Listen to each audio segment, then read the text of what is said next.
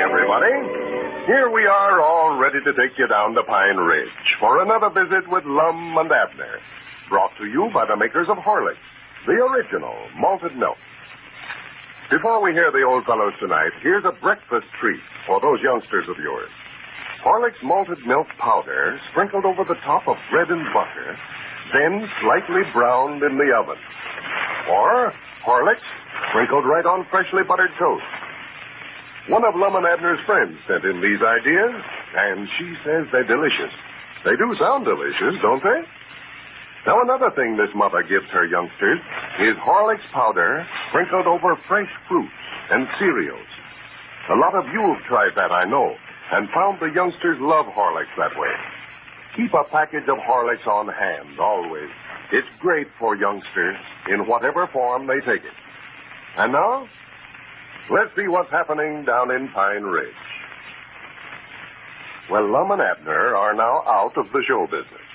Last week, they sold their circus to Squire Skimp for $1,000, only to learn later that Squire had already made a deal to dispose of it for $4,000 before he made them the offer. As we look in on our old friends today, we find Lum back over at Pine Ridge, down at the Jot 'em Down store, explaining to Dick Huddleston and Grandpappy Spears how Squire swindled them out of $3,000. Listen. Well, Lum, you ought to know Squire Skimp well enough by this time to know that he'd give you a skinning if he got a chance. Why, sure. He probably had the animal sold to the zoo in there at the county seat before they ever offered $1,000 for the circus. Yeah, I found out all about it after it's too late. There weren't nothing I could do about it then. I done signed that auction business. I telephoned Abner just as quick as I found out about it, but he done signed it too. Yeah, Squire just went out of the store whenever you call over long distance, Lum. Well, that's a shame, Mom. He just skinned you out of $3,000. What he done? Well, I ought to had more sense to deal with Squire Skimp, knowing him like I do. But I was just anxious to get you out of the circus. I'd mind not give the thing away to somebody that had took it. The Nora was gone, and Abner had took out on me, and I was getting sort of homesick. Well, you fellas made a little money out of it anyway, didn't you, Lum? Oh, yeah, we made some. This money that Abner taken and saved for us amounted to something over $800, and, of course, the $1,000 that Squire paid us. Yeah. And we had something like $300 cash money on hand when it sold out to Squire. Well, good. We'll have around $1,500 in the clear after I get done settling up some of our bills. First thing I want to do is to go into the bank in the county seat there and pay off that $200 I borrowed in there. Yeah. Well, I'd get those bills paid up and just put the rest of it away before somebody comes along and beats you out of it. Well, don't you worry about nobody beating us out of it, not long as we got me. I don't like to make no brags about my own doings, but feller's got to get up awful early in the morning to beat me in a trade. Well, Squire Skimp must be a pretty early riser then, Lum. Oh, well, if you mean that deal the other day, that weren't my fault. See, I tried to catch Abner before he signed that auction. Well, you'd already signed it, though. Yeah, but it weren't legal till both of us signed it. When Abner put his name on it, that closed the deal right there. Yeah, but I was here when Abner signed it, Lum, and the only reason he done it was because your name was already on there. He figured you knowed what you was doing or you wouldn't have signed it. Well, the best thing to do is just forget about it. The deal's over. Ain't no use to cry over spilt milk. Yeah, sure. Well, that ought to be a lesson to both of you. Just can't trust Squire Skimp, Lum. I believe that's our ring. Yeah, go ahead and answer, Grandpap. It's more likely somebody wanting to order something, and I don't know what we've got and what we ain't got now. Yeah, it'll take you a few days to get back to Hornets here again, Lum. Hello? It's the Jot 'em Down store. Huh? Who? Why, yeah, he's sitting right here. Why, he ain't going to do nothing to you. Come on over here. Why, he ain't no such a thing. Who is it, Granddad? That's Abner. He feared to come over here. Feared you'd give him a whipping. Oh, for goodness sake. Tell him to come on down here. I want to see him. Abner, Lum says to come on down here. He wants to see you. No, he don't. He ain't going to do no such a thing. Wait a minute. I'll let you talk to him. Yeah, let me talk to him. He's scared to death. That's the reason he called up. He wanted to find out if you was here first. Let me have that receiver. Hello, Abner. This is Lum. Hello? Hello. Granny, he must have hung up the receiver. Are you and Abner still fussing about that money that he took from the circus loan? No, we ain't fussing. He still thinks I'm mad at him over it. Well, why don't you tell him that you know why he did it and that you're not mad about it anymore? Well, I want to see him and thank him for it, but I can't get him cornered to do it. I've been over there to his place a half dozen times to see him, and he always hides from us. Every time I see him downtown, he strikes out for home in a dead run. And he thinks, Lum, that you're going to give him a whipping and send him to the penitentiary. Yeah, but I said I was going to do that before you fellas explained to me why he done it, why he taken the money. Sure. Now I want to thank him for it. He just saved me and him all that money by taking it out of the safe is what he done. Why, sure he did. I'd have spent every dime of it on that electric sign with Sonora if he hadn't have did it. And I've told him time and again that you weren't mad, but he won't take my word for it. Thinks I'm trying to help you get him cornered. Tell you what you do, Granddad. Call him over there at the house and tell him I just now left, and he'll be all right for him to come over here now. Yeah, get him on over here, Granddad. Yeah, but he can look through them front windows and see you in here, and if he does, nobody couldn't drag him in here with a team of mules. Well, you could hide till he gets on the inside here, Lum. Yeah, I'll tell you what to do, Granddad. You call him and get him on over here, and when we see him coming, I can hide behind the counter till he gets on the inside, and then one of you can lock the door to where he can't get out till I've had a chance to explain to him that I ain't mad at him no more. Yeah, that's the thing to do, Grandpap. Call him up and get him on over here. Call him up and see what he says. Well, sure. Tell him you want to play checkers. That'll get him over here. Yeah, you get up at night to play checkers. Hello? Peabody's place? Oh, Elizabeth, is Abner there? Uh-huh. Tell him to step to the telephone, please, ma'am. Said he's playing checkers by himself. By himself? Yeah, he's always doing that. Sit and play checkers by the hours. Make out like he's playing against somebody. And, cheat, I never seen nothing like it. Well, he ought to have no trouble winning that way. Hello, Abner. This is Milford Spears. Yeah, Grandpap. Why, Lum's gone home now. Come on over and let's play some checkers. You have. Well, Elizabeth said you was playing, but I never knowed you was playing against me. Yeah, well, come on over here and see if you can do it. Yeah, naturally you can beat me and you're playing both sides. Well, hurry. All right. Said he'd be right over. Well, good. Said he done beat me in iron game. He'll never see the day he can do that. Well, I'm anxious to see you fellas get this misunderstanding all straightened out here. Get it all over. Yeah, I am, too. I don't want him going around thinking I'm mad at him when I'm plumb tickled to death over what he done. Why, no. And you fellas are just $800 better off, too. Yeah, this is one time Abner showed better judgment than I did. I was so in love with Sonora, or thought I was, to where I sort of lost my reasoning. That broke a long record for me, too. Well, I won't say just how old I am, but that's the first mistake I ever made, I reckon. Here he comes. Yonder he comes, coming out the front gate over there. Yeah, there he is. Well, let's see now. I better get behind that counter over there. Get him on in here and get him to talking, and Grandpa can sort of shy around to the front door and lock it before ever I come out. Oh, well, I don't think we'll have any trouble with him, Mom. I don't know, Dick. He's awful skittish. Yeah, he's harder to catch than a rabbit. And Granny's I walked in Moe's Moots Barbershop Saturday afternoon, and just as I come in the front door, he went out the back. Lit out for home. Well, natural, Lum, you've made so many threats about what you're going to do when you did catch him, and he's not taking any chances. I guess he figures the best thing for him to do is just keep away from you as long as he can. Yonder he comes. You better get over there behind the counter, Lum.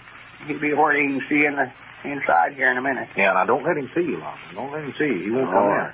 You fellas be talking about something else where he won't get suspicious or not. Yeah, well, now, keep your head down there till Grandpa can get the door locked behind him there so we know we got him on the inside here. There he comes. Yeah. And watch him looking around behind him. I reckon he's expecting Lum to jump out on him. Yeah, that's the reason he's walking so fast. It's kind of a dog trot. Yeah.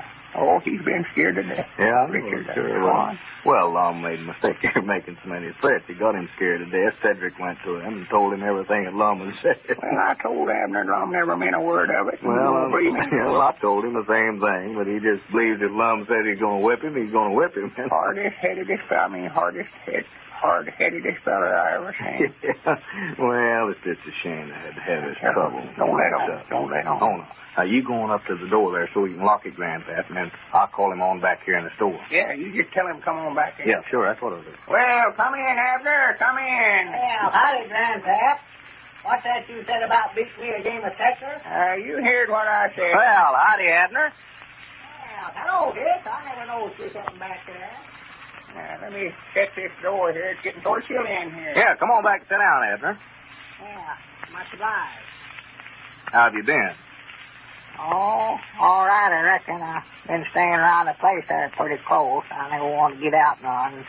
Me and Lum ain't getting along, you know, and I just... Well, Abner, I've been trying to get you cornered for a week. Oh, my goodness. Let me out of here. Let me get Wait a minute. I want to talk to you. Get out of the way, Grandpap. Get out of the way, Hey, Grandpap. that door's locked, Abner. That door's Yeah, locked. stop him there, Grandpap. Stop him. Well, for the land's sake, the crazy idiot did right through the plate glass window. Well, the old fellows have their differences straightened out now, if Lum can just catch Abner to tell him. This is Carlton Brickert speaking for Lum and Abner and Horlicks, who bid you all good night and good health.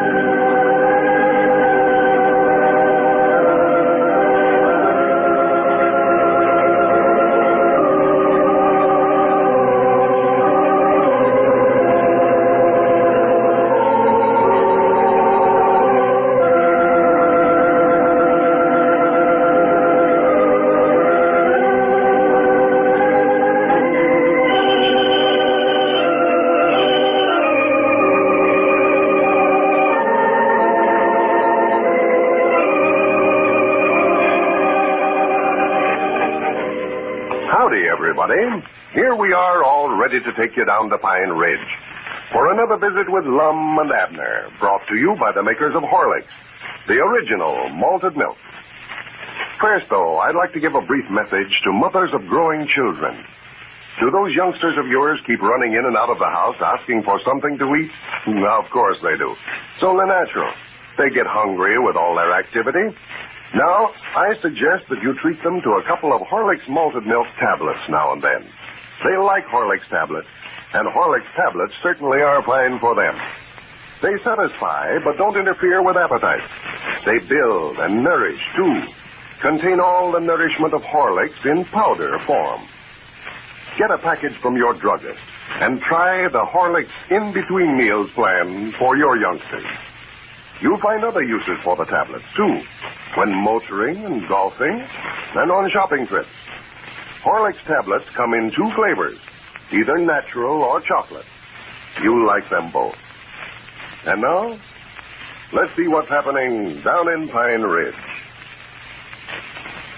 Since Dick Huddleston explained to Lum why Abner had been taking the money from the circus, Lum has been trying to see Abner and explain to him that he's no longer mad at him. Abner hasn't forgotten the threats that Lum made last week about what he was going to do to him when they met, and has therefore been keeping his distance. Well, yesterday, they devised a plan of locking Abner in the store in order that Lum might explain. But Abner dived through a plate glass window and made his escape. Lum has written Abner a letter assuring him that there's no hard feelings. And as we look in on Pine Ridge today, we find Lum and Grandpappy Spears down at the Jot 'em Down store. Listen. There comes Abner out there in front, Lum. Yeah, where? I reckon he got my letter. Yeah, I read him last night and told him I weren't mad no more. Told him I wanted to see him. And Granny, he's all bandaged up there. Yeah, I figured he must have got cut up some, diving through that plate glass window the way he done. Yeah, it's 1,000 wonders it never killed him. He just did right through it. Oh, he was scared. Yeah, we've got some plate glass insurance on them windows, but I don't know whether that killed us an accident like that or not. Well, I don't believe that was an accident, Lum. I believe he just jumped through there on a purpose. Yeah, that's right. May as well forget about that, I reckon. Granny's looks like we can carry more insurance not to never have the right kind to protect us with of anybody I ever seen. I never thought about nobody jumping through them windows. Oh, he must have been scared so bad he didn't know what he was doing. Yeah, I'm sorry I ever threatened to give him a licking in the first place. Just look at him there. Makes me feel downright ashamed of myself seeing him all bandaged up that way. Yeah, his woman, Elizabeth, told Charity last night that he wasn't hurt at all. She called up to see how he's getting along. Well, she must have just misunderstood Charity. He's bound to be hurt or he wouldn't have all them bandages on. Well, howdy, Abner. Howdy, man, howdy. Come in, Abner, come in. And I sort of thought you'd be down here, Lum, and I just wanted to ask you if you meant what all you said in that letter. Why, sure I'm in it. Come on in. Don't have to stand back there in the door. No, Lum ain't mad, Abner. Well, I'm sure proud to hear it. I'm tired of dodging you. And I reckon I can take these bandages off then. No, I wouldn't take them off, Abner. Oh, it don't hurt, Lum. I just put them on there a while ago. Just put them on a while ago? Yeah, see, I figured if I locked myself all up in bandages and come down here to see you, and I never knowed whether you'd be mad or not, and I knowed if I looked like I was crippled that you wouldn't jump on me, so I locked myself all up. For goodness sakes, that's bound for you. Yeah. I just allowed you to hurt bad. Oh, no. If you'd have just listened to me, I could have told you. I ain't been mad since I found out how come you to take the money from the circus. Well, Cedric told me that you said you was going to whoop me regardless of why I done it. Well, I might have said that, but that's before I found out how come you to do it. When I learned you saved us $800, I couldn't be very mad. Well, now, that's the only reason I done it. And I'm sure proud to hear you say that, too, Lum. I tell you, it ain't a very nice feeling knowing that your partner thinks you're a thief. Yeah, to be right honest about it, Abner, I ain't been happy myself. I never spent a lonesomer week in my life. I want to apologize if there's anything I said I oughtn't to, and I want us to just shake hands and be friends. Well, fine. We'll just forget about the whole thing. Forget about it. Yeah, we just won't bring it up no more now. Well, I don't much want to forget about it, Lum. You know, I want to make up and all that, but half of that money belongs to me, and I don't want to forget about that. Oh, yeah, sure, the money. Well, yeah, we'll divide that. I paid off all the bills, and according to my account, we've got $1,640 left. Well, We're profits in the circus business. Well, fine, good. Now, you fellas excuse me for butting in, but you've got business to talk over there, and I believe I'll take this order of groceries over to Sister Simpson before she calls up for it again. Now, just you'll stay here in the store, Lum, till I get back. Yeah, sure. Go ahead, Grandpap. I'll look after things. Yeah, what you going to do now, Lum? Just run the store here? Yeah, I reckon so. I don't know nothing else I could get into. Well, I don't either. I reckon I could just take my part of that money that we made and sort of retire myself, but I'd love to get into some kind of business if I could, or to study up something to do. Some kind of business? Yeah. I know if I stay up around the place there, why, Elizabeth will work me to death in the field there. Yeah. Now, I'd rather get into some kind of a business where I won't have to work so hard if I could. Now, what you got in mind doing? Anything in particular? Well, no, I ain't made up my mind. I've been turning a bunch of things over in my head. Just seems like there's something wrong with everything I want to go into. Yeah. I thought some about putting in some kind of eating place here in Pine Ridge. Eating place. Yeah, you know, Elizabeth's got an awful reputation around the county here for cooking, you know. Oh, yeah, Elizabeth's such a good board, I know that. Yeah, well, of course, it'd be a little bit hard on her. She's got her field work to do and all that, you know. First thought I'd put in one of them cafeterias, you know. That's what I had in mind to do, something a little different. Put in a what?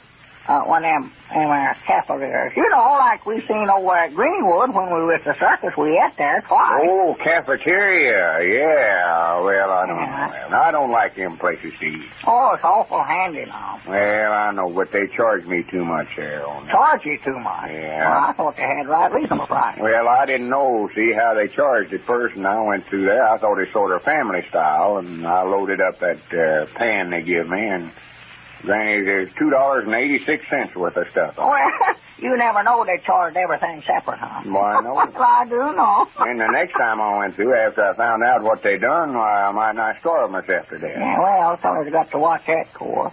But me and Elizabeth got to talking it over, and we decided Sister Simpson's got that boarding house of hers, and then Luke Spears and his woman's got their place here, and we just decided we couldn't make no money out of it. Yeah, folks around here all eats at home anyway. Yeah, and then I decided to put in a picture show.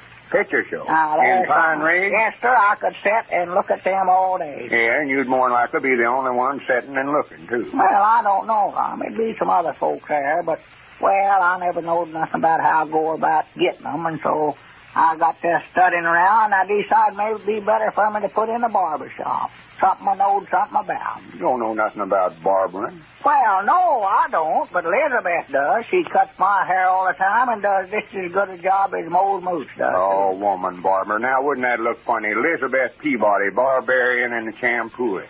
Well, it'd look all right if I could get her to do it, but she said she just set her foot down. She wouldn't budge. She never had time. She had to put in a crop, and she just never had time to do both. Folks ain't going to let her set no crop on their head and cut around the edge of it, no way. Well, no, I reckon not. And she stopped on the laundry business, too. I want to put in a laundry, but she said she just had all the washing she could tend to now. Why, of course she has. So I don't know what I can get into, Hardy. I sort of like to be a lawyer myself, sort of like to go into lawyer? Yeah, law business. You don't know nothing about the law business, Abner. Well, I don't have to. Don't have to? Well, I know I can buy some of them books, all them lawyer fellas. When you ask them something, they always got to look it up in the book. They don't know nothing themselves. Yeah, but you wouldn't even know where to look it up at. Well, I might not. No, I'll give up the law idea. Of course, this would be a good place to put in a garage here. If we had any cars here in Pine Ridge, just got them too. They don't stay broke much of the time. No, I don't believe it'd be much of a change there. So good, I wished I had me a railroad train. That's what I'd love to have. A railroad? Yes, sir, right from here to the county seat. Well, it'd be a good idea, but, Lord me, you ain't got enough money for that. Well, I've got over $800. Yeah, but a railroad outfit costs $2,000 or $3,000, Abner. It does? Why, of course it does. Well, I reckon I might as well forget that. I can't raise that much money. I talked to Dick Huddleston about putting in a post office, but he said he already had that, and the government wouldn't allow but one in the town, so I couldn't get that. Abner, how would you like to go back in the store business? Huh? Store business? Yeah, that's about the only thing you know anything about. Well, I thought some about that, too, Lum, but I just decided I never wanted to go in competition against you and Dick both. Well, what I had in mind there, though, I thought maybe you... How would you like to go in partners with me again? You mean, here in the Jot 'em Down store? Why, sure. I never had no idea that you'd do that. Why, we could take that money we made out of the circus and put in some modern improvements here, have a up-to-the-minute store. Good. Why, sure, put in some of them wire baskets that runs on them wires all over the store. Yeah? You know, when somebody buys something, you put it in a basket and it goes off summers, and when it comes back, it's all rocked up. Doggy, that's sounding good. Why, with all that money, we can have one of the finest stores there are in this part of the county. Yeah, but only thing now, I ain't got enough money to buy no half interest in it. You don't need a cent, Abner. Instead of dividing that money up twixt us, we'll improve the store with it, and you'll own a half interest in it. I will. Why, we'll be 50-50 partners, same as we've always been, if you'll just come back with me. And from here out, we're sticking to the store business. Well, it looks as though the partnership of Edwards and Peabody has been reestablished.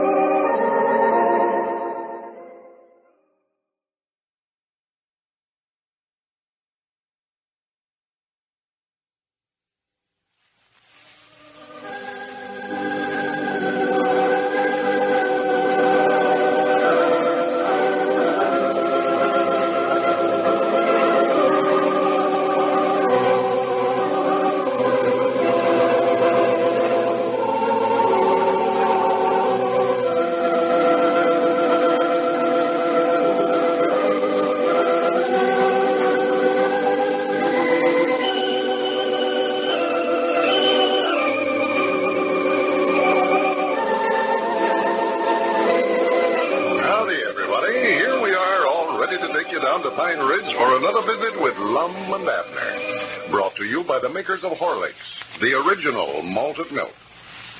I know you're all anxious to hear the old fellows, but first, 1 minute, please. What I'm going to say is not new to a lot of you, but it's mighty important to others. To those listeners, I mean, who are still suffering sleepless, restless nights because they've not yet become acquainted with Horlicks. To these listeners, I have only one thing to say. Tonight, just before you go to bed, drink a glassful of Horlicks hot. And I know you'll find it a great help in getting to sleep.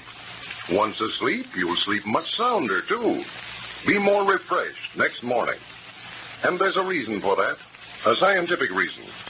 A nourishing, easy-to-digest drink like Horlicks, taken just before retiring, has been shown to reduce restlessness, to soothe and relax you, enabling you to get maximum rest from your hours of sleep. Just try it. Try Horlicks tonight, and then keep a package on hand. It's easily, quickly prepared at home and can be obtained in either natural or chocolate flavor.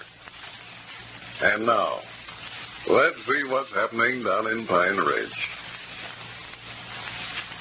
Lum's only chance for acquittal on the charges of violating the Blue Sky Law is to produce Squire Skin, the promoter of the fake silver mine, before the case comes to trial. But yesterday, they learned that the missing Squire is now in Tulsa, Oklahoma, and Lum is planning a trip to Tulsa to bring him back for trial. As we look in on Pine Ridge today, we find Lum and Abner over at Lum's house making preparations for the trip. Listen. This valise here is about full, Lum. I can't get these house slippers in here. Well, I never meant to take them anyway. What all have you got in there, for goodness sake? Well, I just put stuff in here that I thought you'd need. Let me see. Oh, goodness, you've got enough clothes in there to run me 6 months. Yeah, but now you can't tell how long it'll take to locate Squire after you get over there, though, Lum. Well, I can't be gone long. My trial comes up next week sometime. If I can't find him before then, it won't do no good no way. Yeah, that's right, yeah. What in the world is this you've got in there? Wait a minute, lean over again, Lum. What for? Don't you sure smell good. Oh, yeah, that's that hair tonic Mose Moose put on me down at the barber shop a while ago. Oh, yeah. Violet flavor, I believe he called it. Uh-huh. Yeah, sure is strong enough. I've been smelling it ever since you come in the room. Didn't know what it was. Yeah, he gave me a good douse with it, all right. Sort of made my eyes burn. Yeah, that just reminds me, too, Lum. You know, I told you how that vanilla extract's been disappearing down at the store. Yeah. Have you been missing some more? Yeah, but I found out where it's been going to. Cedric's been getting in it. Cedric? Yes, sir. He's using it for perfume. Goodness, vanilla extract for perfumery? Yes, sir. Every time we get on that store, I get hungry. Smells like somebody baking a cake in there. Swan to goodness. That boy is a sight. No telling how much of that stuff he's used. Just poured it all over himself. Got the whole store to smelling like vanilla. We ought to just stop handling that vanilla flavor. Man, you better speak to him before he starts in on the banana or lemon or some of them other flavors. We can't just quit handling extracts just on account of him. Well, I'm a-charging them with it. Every time I get a big whiff of vanilla, well, I just go charge up another bottle to him. Now, how's he coming on the books anyway? I've been so busy with this trouble of mine, I ain't had time to check up on him here lately. No, well, I run it up the other day, and according to my count, he owes us about $4 more than he's got coming. $4 more than he's got coming? Yes, sir. Well, you better tell him if he don't stop that, we're going to fire him. Well, we can't fire him, Lum. We never would collect it. Yeah, but if he's going further in debt every week, it'd pay us to fire him now before he gets in debt any further. Here, one of these nightshirts is enough. What's this down in here? Huh? Oh, that's your overcoat. Overcoat? Yeah. Well, no wonder this valise is so full. Take that thing out. I don't need no big, heavy coat this time of year. Well, that's part of your disguise, old Lum. You've got to take that. Disguise? Yeah. I bet you'll be the only feller on the streets over there with a big overcoat on. Of course I would. This time of year, folks would think I'd lost my mind going down the street with a big overcoat on. Well, that's just it, Lum. See, you pull that coat collar up around your ears, and then your hat down over your eyes, and put them whiskers on, wouldn't nobody know you. What whiskers?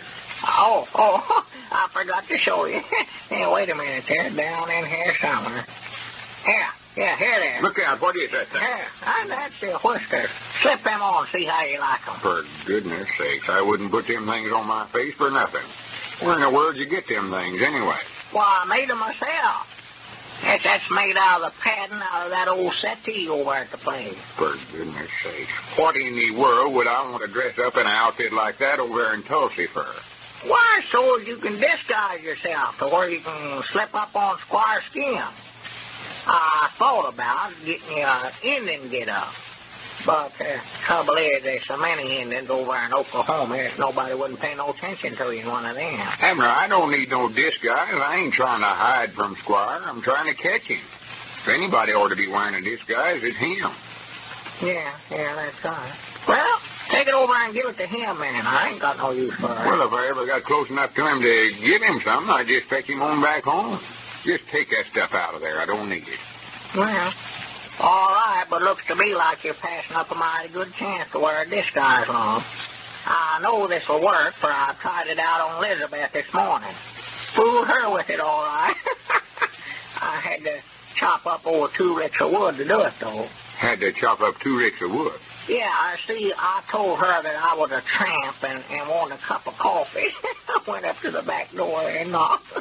And she said that she believed I was Abner, so I had to chop up all that wood to prove it to her I was a tramp. Yeah, Elizabeth just about seen a chance to get some work out of you. More than likely I knowed who he was all the time. Well, I'll be dead blank. Reckon she did, sure enough. Well, sure, I can see through that. She just tricked you into chopping up 2 ricks of wood for her. Dogged, I wished I knowed for sure about that. I'd march right over there and just... No, I reckon ain't much I could do. It's done chopped, ain't it? Yes, they're gooder than on you over doing a woman's work. She'll have you milking the cows the first thing you know. Yeah, I'm just glad I had on that disguise so nobody else couldn't tell who it was. I never would hear the last of it. They'd josh the life out of me down around the barber shop there if they catch me chopping wood. Yeah, you won't catch me wearing nothing like that. Oh, well, I don't think Squire would try to get you to chop no wood, Lum. No, but the whole thing's so silly, Abner. Wait a minute. What's this in this sack? It's warm. Ain't nothing alive in there. Oh, I reckon them taters are still hot. Potatoes? Yeah, them sweet potatoes. That's going to be a surprise, Lum. That's lunch that Elizabeth fixed up for you to eat on the train. Well, I do know now. Ain't that nice? She hadn't ought to went to all that bother with herself, though. Oh, well, that's all right now. If you don't get there till tomorrow night, why, that little snack will come in mighty handy, Lum. You'll get awful hungry in that length of time. It's a good thing I seen it before I closed up the valise. I wouldn't know I had it till I got clean to Tulsa. Why, sure. What's the matter with me, anyway? Well, tell Elizabeth thank you.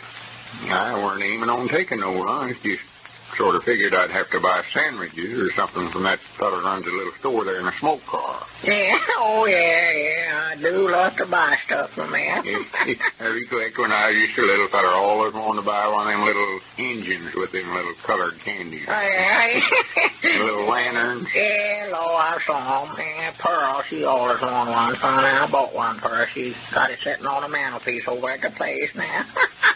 But them's awful nice fellers to trade with. They're always so friendly, looks like. Yeah. What is this? Fried chicken she got down in here? I don't know. I never seen her put it up. I just... Look at her. 2 big pieces of cake. Well, yeah, doggy chocolate layers cake, ain't it? Don't reckon that stuff would spoil before you get a chance to eat it, do you? I don't know. I just think about the same thing myself, Evelyn. My granny's there's a drumstick, my favorite piece of chicken. Yeah. Maybe I ought to eat some of this stuff to sort of save it, reckon?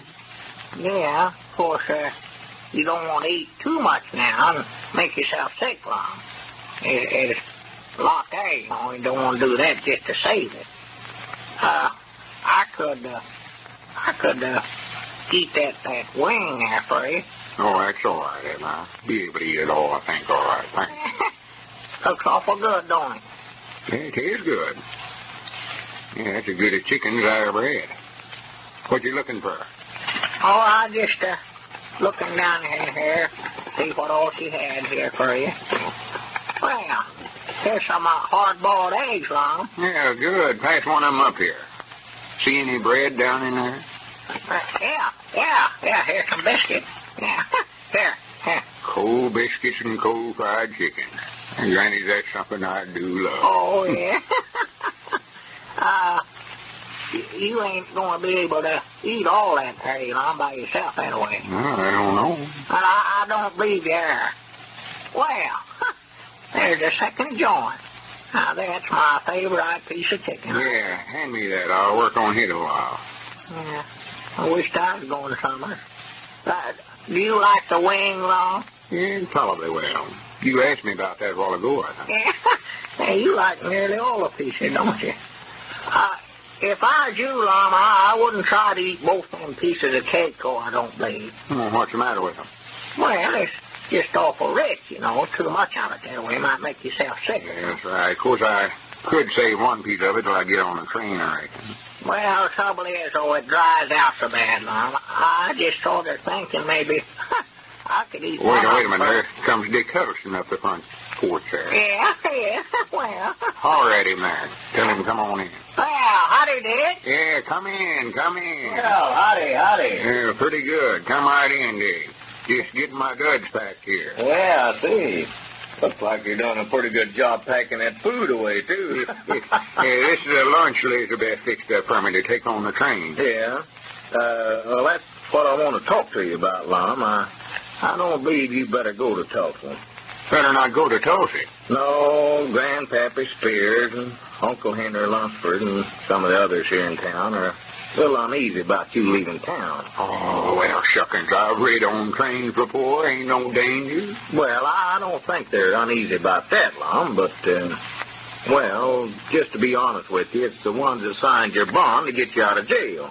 They're a little afraid to let you leave town, afraid something might happen to where you wouldn't get back in time for your trial. Then they'd have to pay off the bond. They just don't want to take those chances. Well, I'll be dead blamed. Ain't you going, Lum? I guess I can if they don't want me to. Well, go. Abner, put that chicken down. Come back here at that line. Well, now, if you ain't going on a train, you don't need no lunch. Ain't no use just let this stuff go away. Lum still has to figure out some way to get Squire back in time for that trial. This is Carlton Bricker speaking for Lum and Abner and Horlick. We now bid you all goodbye until tomorrow at the same time.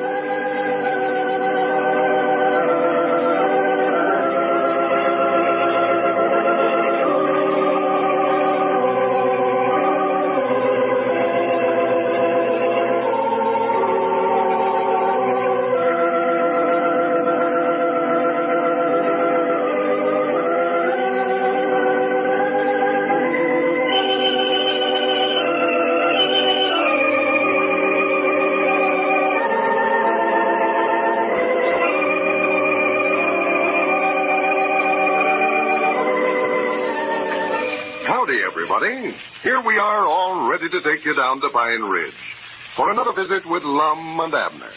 Brought to you by the makers of Horlicks, the original malted milk. First, though, I'd like to pass along a tip to the many golfers who listen to Lum and Abner. That covers quite a few of you, I know. Well, briefly, the tip is this. Take along a flask of Horlicks malted milk tablets the next time you play. They'll certainly come in handy.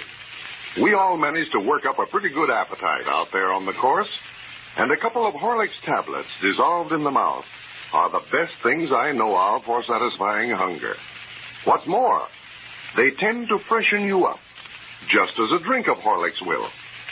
If you're planning a game this weekend, take along a flask of Horlicks and try out this suggestion. You'll find several other uses for the tablets, too. You can get them, you know, in either natural or chocolate flavor at your favorite druggist. And now, let's see what's happening down in Pine Ridge. Lum has been trying to devise some scheme to win Evelena back, even though invitations have been sent out for her approaching marriage with Frank Foster. Well, yesterday, upon learning of a surprise party to be given in their honor at the home of Dick Huddleston last night, Lum talked Abner into making a fake attempt to kidnap Evelena, thereby affording him an opportunity to rescue her and make himself a hero in her eyes. Well, we've not heard the outcome of the scheme, but, well, as we look in on Pine Ridge today, we find Lum down at the Jot 'em Down store talking over the telephone. Listen.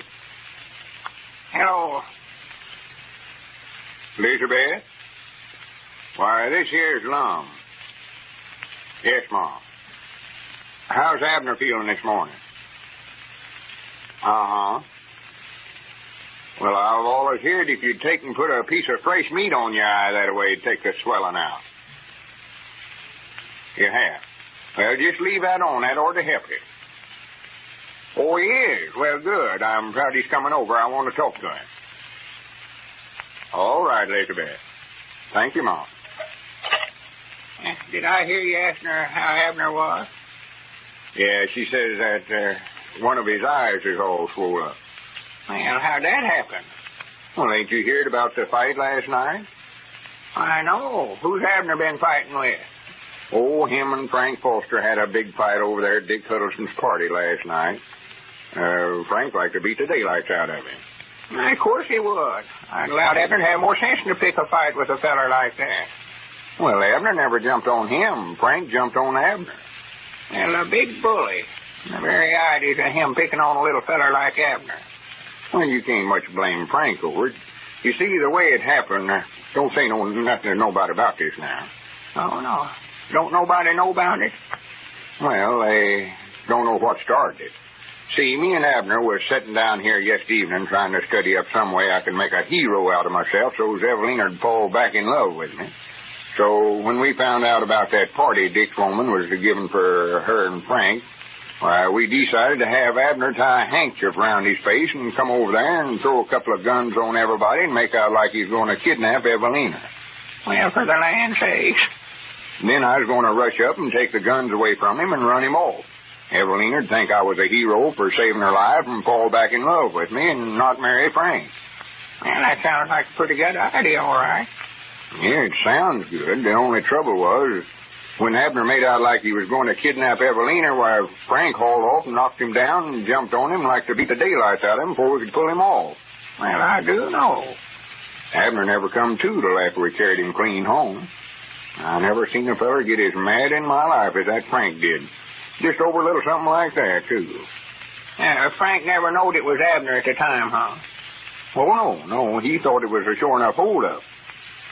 The women folks were screaming and taking on. Everybody was scared to death. You was the only one that knows who it was, huh? Well, just to be right honest, I never knowed for sure it was him myself. You see, he'd took and put a bunch of false whiskers on his face that I never knowed nothing about, and I didn't know it was him till I'd got clean out in the kitchen. I heard him hollering for me, and I went back. Now, what was you doing running for the kitchen if you thought Evelena was about to be kidnapped? Why, I figured he might try to get out the back way there, and I was going to be back there to try to head him off. Did they all think Abner sure enough aimed to kidnap Evelena? Oh, no, after it's all over and we'd carried Abner home, I got up and told him it was just a little prank Abner was pulling on Frank and Evelena to have a little fun out of them. I told him that Abner explained it all to me after he come to. I reckon Frank felt bad about it after he found out it was just a joke. Wait a minute, here comes Dick Huddleston. Don't let on to him now that I know anything about it at all. I don't want him to know I had a thing to do with it. No, I won't say nothing. I don't blame you, though, since it never worked out so well. Well, Abner's the one that got things mixed up by putting on that disguise to where I never know who it was. Wait a minute. Yeah, howdy, Dick. Howdy. Well, morning, Lum. Howdy, Grandpap. Yeah, howdy, Richard. How's Abner this morning? Have you heard from him? Yeah, I called up his place a while ago, and his woman said he's feeling all right, sort of bruised up a little. Got one eye all swole up. Yeah, well, I hated that mighty bad it had to happen over at my place that way. I never dreamed it was Abner till after Frank pulled those whiskers off of him. I was lined up there against the wall with everybody else. Well, he sure had everybody fooled all right. Yeah. He ought to make an actor out of himself. Well, he should have let some of the rest of us in on his joke. He could have kept Frank from jumping on him that way. Why, sure. There's where he made his mistake right there. Well, it's right funny after it's all over with. It was funny to everybody but Abner. I don't think he enjoyed it very much. Why didn't you and Aunt Charity come over, Grandpap? We was looking for you. Well, we did aim to, Richard, aim to come, but directly after we cooked the next supper, our daughter and her man drove over from Crystal Hill. They've got a new automobile. Yeah. They stayed till late, so we just couldn't get away. I'd love to been there. Yeah, we had a nice time. Nice fresh mints. That's about as good as chocolate cakes I ever had. Yeah, well, I was just sorry that Abner's joke didn't turn out so well. Some of them was mad at Frank for jumping on him that way, and just sort of put a damper on things. Well, Frank ought to know who he's jumping on. Go around hitting folks that way. Well, I don't blame Frank, old Lum. He was just trying to protect Evelena. Can't help but admire him for that, you know. Yeah, I wouldn't admire him for nothing he done. It's a good thing it weren't me he hit that way. There would have been trouble showing up. Well, I'm just sorry it all happened. I wanted to see Abner and tell him I feel bad about it. Well, I think he'd be down here directly. His woman said he was fixing to leave when I was talking to her just now. Yeah, well, I've got to get on back over the store, Lum. I just locked it up and left. Tell Abner to come over when he gets time. I'd like to talk to him. Yeah, I'll tell him, Dave. Well, I'll see you fellas later then. Yeah, come over and loaf with us. I want to show you the plans we've got drawn up for remodeling our store. Yeah, I want to see him, Lum. I'll be over the first chance of you. Yeah? Yeah, Lum, if you're going to be here for a little spell, I'll take that batch of groceries on over to the widow Abernathy's. Yeah, go ahead, Grandpap. I'll stay here. I ain't finished filling the order yet. Some stuff she wanted here we ain't got. We're clean out of baking powders. Well, I better put that down on the list then. I've got to order some stuff next time Goff's drummer's out here. Needing some stick bluing and vinegar. And he calling for vinegar now that their garden sashes started coming in. Yeah, Uncle Henry Lunsford called for it yesterday. Better get some lamp wicks, too. Abner used that last one we had to put in his hat band to make his hat fit him. You know, when he got that haircut the other day. Well, we'll go over the stock and make out a list for what all we need. Some of the stuff we're out of, we can get substitutes. Like, wait a minute. Here comes Abner. Yeah, Dick ought to waited. Yeah? He don't feel pretty good. You can tell the way he's poking along there. Yeah, I hope he don't think that's my fault the way things turned out last night. Can't help but feel a little bad about it, only account of it being my idea to start with. Well, Dick never seemed to suspicion that you had anything to do with it, Lum. No, nobody never asked me, and of course I never said whose idea it was to start with. Well, howdy, Abner. How you feeling? Don't speak to me. I don't want to have a thing to do with it. Well, now, here, don't start blaming me for what happened last night. It was your own fault. My fault? Why, sure it was. Well, I'd like to know how you figure that. You're the one that put me up to it. Well, yeah, it was my idea for you to go in there and make out like you was going to kidnap Evelena, but I never knowed you was going to put on them whiskers and all that stuff to where I wouldn't know you. Sassafras. You got a pretty bad-looking eye there, Abner. Black as a hat. Yeah, this big lummox here stood there and let Frank Forster jump on me and beat me half to death. Well, Abner, I told you I never knowed for sure it was you. I wasn't going to jump out there and start no fight with a sure-enough robber and him with two guns in his hand. Well, that's what Frank done. Yeah, I know it. Folks was bragging on him how brave he was. Yeah, that's the last time I ever try to help you. Next time you want to try to make a hero out of yourself, you can get somebody else to help you. Well, I'm the one that ought to be mad. You were supposed to be over there to make a hero out of me, and you made one out of Frank Foster instead. I'm worse off now than I was before it happened. I would have known you couldn't do nothing right. Leave it to you to get things mixed up. Well, I done it just like you told me to. I never told you to put all them whiskers on yourself to where I wouldn't know you. Well, I couldn't go over there looking like I do ordinary. Everybody knowed it was me when I walked in the door there. Well, why didn't you tell me you was going to put them on? Well, I never thought nothing about it till I got over to the place last night. Hey, that's our ring, Lum. Want me to answer it? Take it easy. Yeah, go ahead, Grandpap. Try to blame it on me. That blame disgusted, I don't want to talk to nobody. Have a good idea and Abner get things messed up to where I never will have a chance with Evelena and him. I never knowed you to do nothing right, Abner. Well, I told you don't lay it on me. You jot him down, store. It wasn't my fault. Yes, Ma. Just trying to shift it Yes, off Mom, on he me. just now come in. All right, hold the receiver. Here, Abner, some woman wants to speak to you. Some woman? Well, She never said who it was. Here. hello? Yes, Mom? Why, tolerably well, thank you. Uh-huh. Well, now, that's all right. It weren't your fault. I ain't blaming you a bit. You did? Well, if I can do anything to help patch things up, well, let me know. Oh, you don't? Well, no, I'll be all right. Yeah. Well, that's all right. Thank you. Goodbye. Poor little thing. Poor little thing. I sure hate What's to the do matter? it. Who was it? It's Evelena. Evelena? Yeah, I just feel downright mean about what I did, Lum. She said that she bawled Frank out for beating me up last night, and they got in a big argument, had a fuss, and called the wedding off, and ain't going to get married now. Well, for goodness sake, Abner, I knowed I could depend on you. You saved the day for me. That's what you did. Granny, this worked out better than I had it planned to start with. Abner, you're a genius. And Evelena ain't going to marry Frank after all. I'm going to call her. Well, it looks like the scheme worked fine for everybody, except Abner.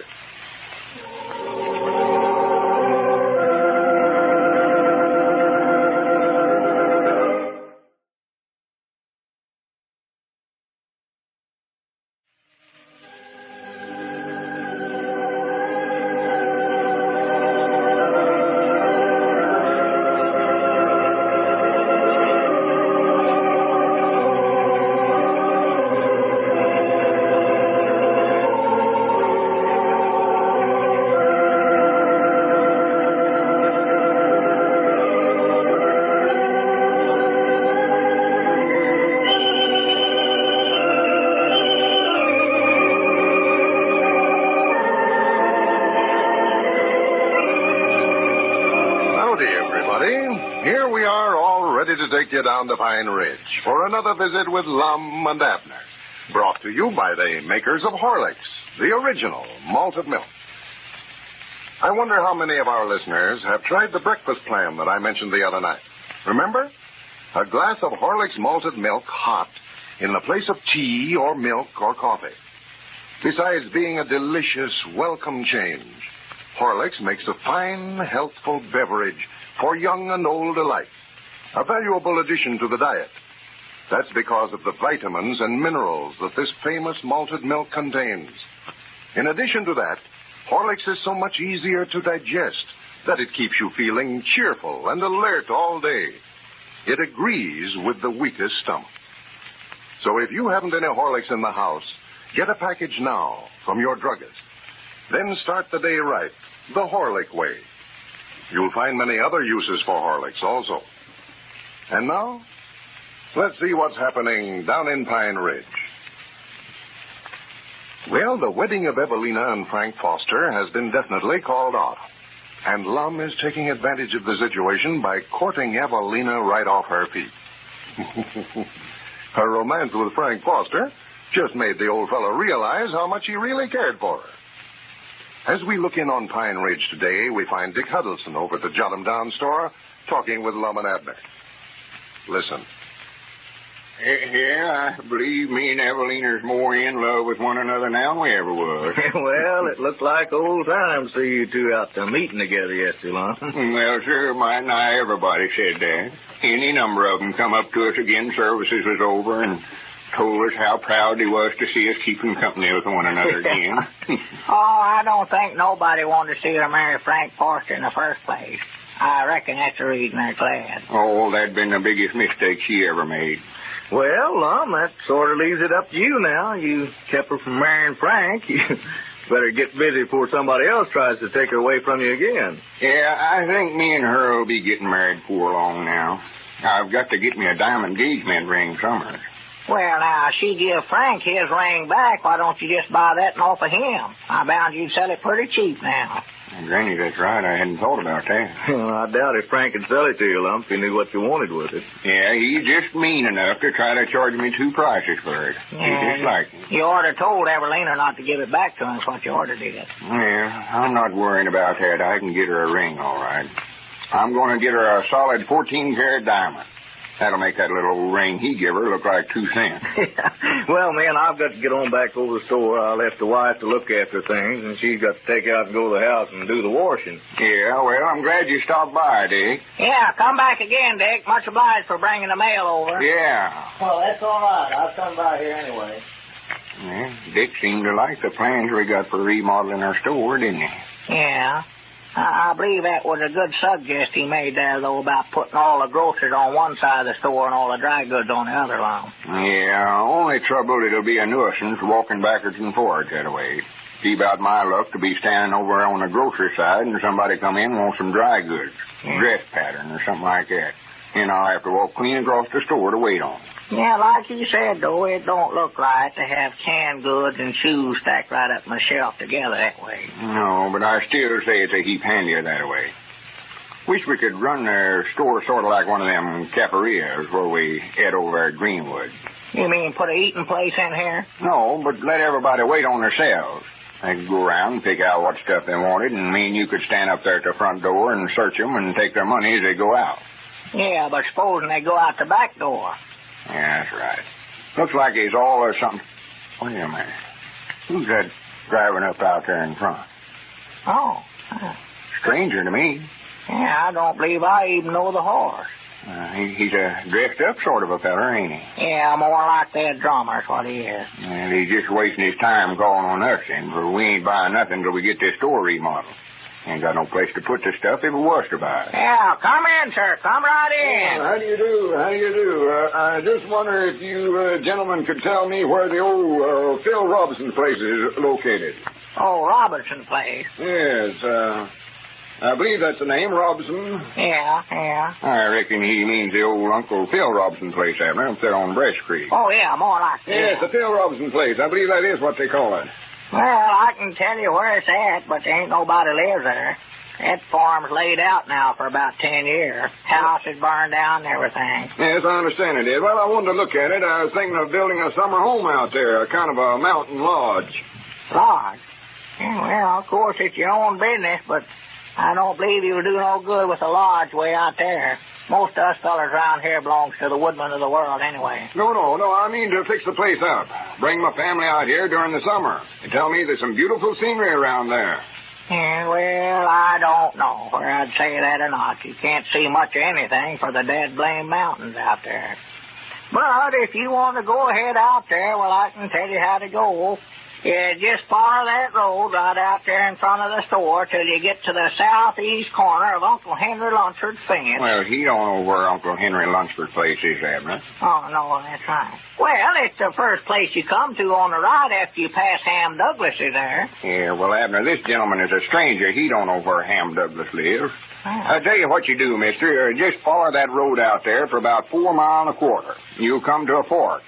Now, the right-hand fork will take you down through Hogs Valley and over in the Crystal Hill settlement. Yeah. But you don't want to go that way if you're looking for the old Robinson place, No. for that road bears sort of south. You want to go north, so you take the left-hand fork. Or just ask any of them houses along there, or ask the folks in them, rather. They can tell you where they live at. Oh, yeah, they all know where it's at. Now, you might have to ford the river. It appears to me that I heard somebody say that bridge had washed out down there. Well, thank you, gentlemen. I think I can find it. Oh, yeah, you won't have no trouble. Yeah, I hope you decide to locate here. And if you do, don't forget you've got a complete line of might not anything in the way of merchandise right here. Yeah. That is, except stick bluing and lamp wicks. I believe we're out of them right now. Yeah, but by the time he gets a house built and moved in, we ought to have him one. Yeah. My granny, that's a right pretty ring you're polishing up there. Is that a solid diamond? Oh, yes. That's a 3-carat stone. Yeah, that stone we've had in our family for several generations now. Well, a feller'd never know it. It just sparkles just like a brand new one. Now, I'm going to get Evelena a 14-carat solid gold one. Yeah. Of course, you don't know Evelena, but her and me's liable to get married just any day now. She's single, too. Yeah, her and Mom's got up a case. Well, thank you, gentlemen, for the information. I'll have to be going. Yeah, not at all, not at all. Now, come in again. Yeah, I hope you locate here. Well, thank you. He's a right nice fella, wasn't he? Yeah, I hope he does move in here. But I can tell by looking at him, he's got money. Oh, yeah. I bet he's richer than bottom land. We need folks like him here in the community. Yeah. I wouldn't mind to join up with that lodge he's talking about putting in, but I know Elizabeth never would let me out long enough at night to go clean out there. The meetings wouldn't do me no good to join up. Well, I don't think that's the kind of a lodge he's talking about, Abner. Huh? Must have been something else besides the He woodman. said lodge. That's what he said. I heard him. Wait a minute. What's wrong out there? Looks like he's lost something. Yeah. Must have dropped something in the road there.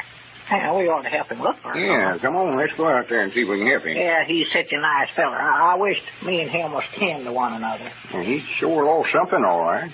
Well, he's scratching around there in the sand there. Yeah, what's the matter? Did you lose something? Why, yes. I just started to cross the road here to get in the buggy, and I dropped the diamond out of that ring I was just showing you.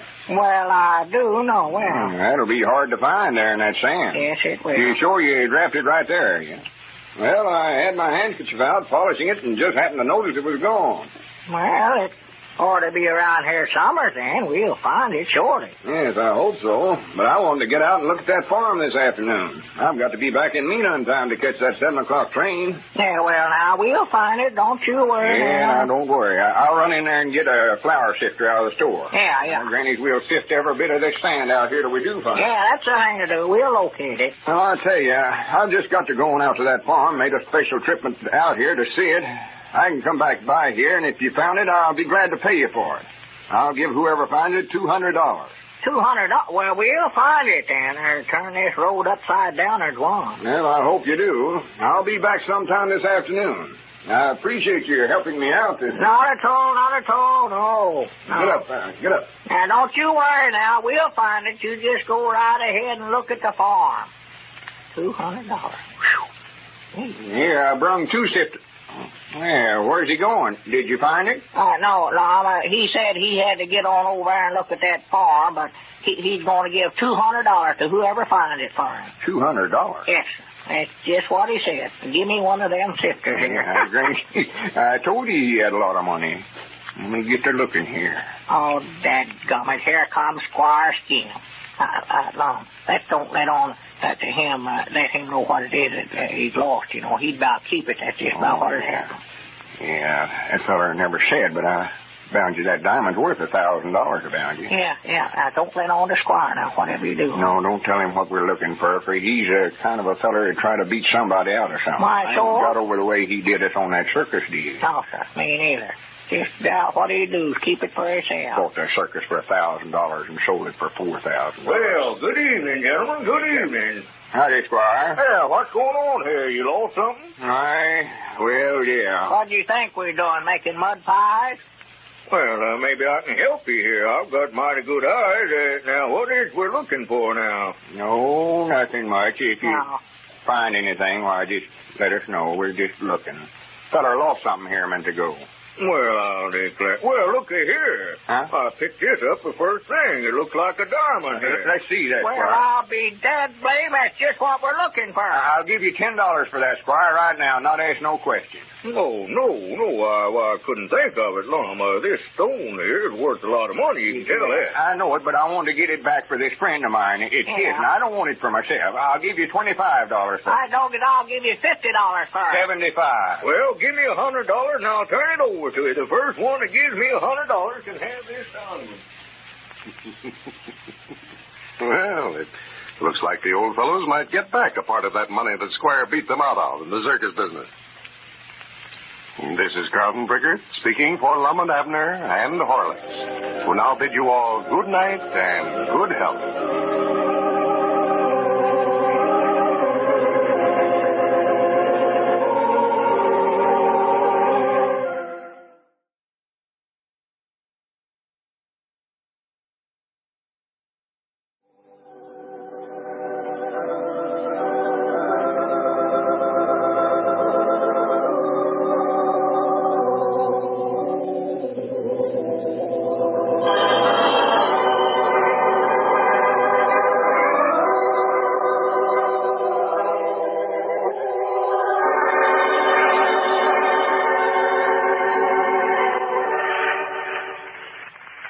Howdy, everybody. Here we are, all ready to take you down to Pine Ridge for another visit with Lum and Abner, brought to you by the makers of Horlicks, the original malted milk. The dictionary defines an imitation as that which is made to resemble something. Well, that just about describes most imitations of Horlicks malted milk. They only resemble Horlicks. For quality and results, they do not begin to equal it. For one thing, Horlicks was the first, the original malted milk. It was discovered 50 years ago by Mr. William Horlicks and has since then been recommended by physicians all over the world. It contains rich, full cream milk, combined with extracts of the finest wheat and malted barley. From the very beginning, Horlicks enjoyed a tremendous popularity. A popularity which in a few years was to circle the world. Of recent years, many imitations have appeared on the market resembling Horlicks, the original. But none of them could match this famous malted milk, either for quality or results. Today, as always, Horlicks is the leader. That's why, if you want the best, you should insist on Horlicks malted milk. And now, let's see what's happening down in Pine Ridge. After Lum and Abner paid Squire Skimp $100 on two different occasions for finding the diamond that was lost in Pine Ridge the other day, the old fellows returned it to the stranger who lost it, only to find out that it was an imitation, and they failed to collect the reward. Well, as we look in on Pine Ridge today, we find Lum and Abner down at the Jot 'em Down store, where the main subject of conversation is still about the fake diamond. Listen. Well, let's quit talking about it. It's done over now, and just forget it. Well, I can't forget about it. Every time I try to forget it, that makes me think of it again.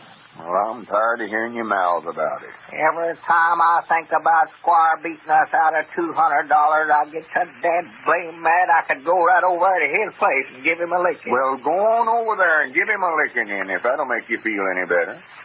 Well, that ain't going to get our money back, whipping Squire. Why, of course not. Well, I don't see no use to go over there and start a fight with him, man. Well, I never told you to give him a whooping. You did, too. You just now said for me to go on over there and do it. Well, yeah, I said that, but I just... Well, I don't think it looked right, me being the constable here, supposed to uphold the law, going around starting fights with folks. Why, of course not. Well, what you trying to get me to do it then for? Why don't you do it yourself? You want him whipped so bad? I never said nothing about wanting him whipped. You was the one that kept talking about going over and giving him a whooping.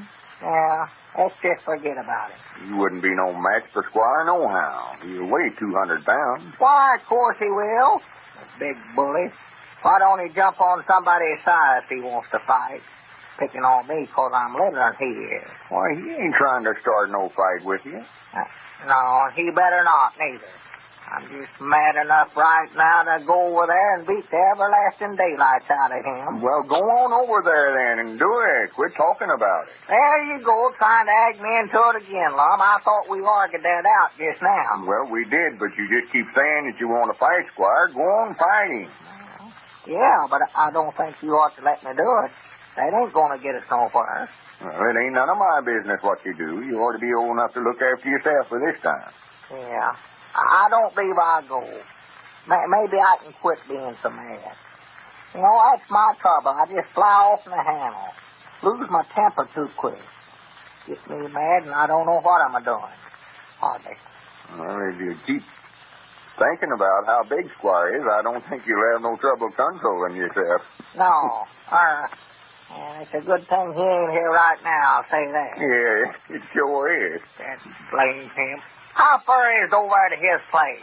Well, you know how far it is. You've been over there 1,000 times. See his house from here. There it sits, right over on the hill yonder. Yeah, but now it's a heap farther than it looks, Lum, way that road circled around there. Well, take that shortcut through the field over there, then. Oh, I don't know, no. Now, that's awful low ground through there. I'm feared it'd be awful muddy through there after that rain we had last night. Well, go around the road, then. Well, there ain't no use to go clean around the road when you can cut across that field yonder. Yeah, but you said the field was muddy. Well, it is. Oh, for goodness sake, Sam. And if I have to go clean around the road there, why, it'll take me too long. I don't believe I can stay mad that long. Might get over there and I wouldn't be mad no more, and he would, and then what would I do? I don't know. Reckon I could take along a present of some kind. A present? Yeah, what'd be nice to give Squire? To give him? Yeah, some kind of a nice present. I wish it was Christmas. Reckon when his birthday is. What you talking about giving him a present for? I thought you was going to give him a whooping. Yeah, well, I was going to, but, well, we're so busy here. Maybe I better not leave the store long. Well, we ain't busy. Yeah, go ahead. I can look after things for myself. Grandpap will be back directly anyhow. Yeah, that blame it. He's always showing up right at the wrong time. Well, go on over there if you're going. I thought you wanted me to forget about it. I do. We've got to decide on them plans for remodeling the store here. Well, you'll need me here at the store then, won't you? Why, sure. Well, good for you. Yeah, let's quit talking about Squire. Yeah. Every time I get to thinking about it, I get so dead blame mad I could go right over to his place and beat the everlasting daylights out of it. Oh, wait a minute. You need me here at the store, don't you? Good. Yeah, ain't no use to keep talking about it, Abner. We's lucky to get out of that diamond deal easy as we did. Oh, yeah. Lost $200, but that's better than it would have been if we'd have had to pay that fella $1,000 for that diamond he lost. We can thank Grandpap for that. Yeah, well, Grandpap just beat me to it. I just fixing to run him out of the store myself. Yeah. You're about like me. You believe the whole story. May as well admit to it. We'd have both paid him the money if it hadn't been for Grandpappy Spears. Yeah, I reckon so. But I was awful mad, though. I know that. I know I was mad. I can recollect that. Yeah. Well, the thing that scared that fellow off when Grandpap threatened to call the sheriff out here from the county seat. Yeah, that's what done it. He never wanted to get it mixed up with no sheriff. No, sir. Body could tell he's afraid to face the sheriff here. Boy, that shows he was a crook right there. Why, sure. And Squire's bound to have been in cahoots with him all along through that low-down Squire scheme. Of course he was. But proving it's another thing. We say he was, and he said he wasn't. So what you gonna do? Ma, I'm going over there and get... Oh, that's right. Well, Grandpap says he's going to get that $200 back for us anyhow. What about the damn plans you talking about? Right here. Here. Let's see them. Well, they see you interested again. Yeah. He's talking about giving Squire a whooping. Just forget about that now. Well, I'm trying to forget it. I keep reminding myself every time I think to forget it, I think to start it over again. Now, here, I was talking to Ezra Seastrunk this morning. He says he'll do the carpenter work here in the store for $100. $100? Yeah. Well, Ezra's right handy with the saw and hammer, all right. He's always laid out here at the casket makings ever since I can recollect here in Pine Ridge. Yeah, only trouble, Ezra can't read or write, and he couldn't tell nothing about these plans I've got drawn up here. Well, I wouldn't hold that against Ezra long. You showed them plans so might not everybody's come in the store here, and so far you're the only one that can tell anything about it. Yeah, looks like I'm about the only architect around here. Oh, my goodness, Lum. What's the matter? Squire, look, he's coming in here. Squire Squire. Yeah, good. Now you won't have to go over there to give him that whooping. Who? Quit who? Why, you was talking about going over there and giving him a whooping a while ago. Yeah, but don't you know, Lum, we decided I better not do that, you know. Oh, Squire, don't know what you're walking into. Now, Lum, don't you let me start no fight with him now. If I get to saying the back of stuff I oughtn't to, well, you just make me hash up. Tell Squire I don't mean it. No, sir, I'm going to tell Squire every last word you now, said. Don't you do it now, Lum. I was mad when I done that. I get mad, and I don't know what I'm saying. I ain't responsible well, for what I say. all right, I just got Now, don't tell him, because I don't think I meant it. No, neither one of us don't want to act mad. No, that's the time. Yeah, fool him, won't we? Well, what I mean by that, I'm going to try to figure out some way to get even with him, and if he knows we're mad about it, why, he's going to be watching us awful close. Why, sure. I want him to think that we forgot about the whole incident. Yeah, that's the time. Quiet now. Well, howdy, Squire. Yeah, hello, Squire, old boy. Come in. Tell how mad I am. Well, how are you today, Squire? Why, all right, I guess, Lum. How are you gentlemen?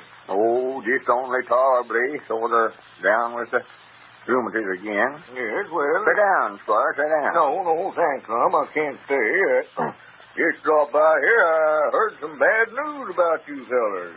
Bad news about us? Why, yes, somebody was telling me that that stranger, refused to give you the $200 reward for that diamond head that you found. I just heard it a while ago. Yeah, well, he claimed it was a fake. Yeah, that's what he said. Said it wasn't the one he lost tall. Yes, well, that's what I heard.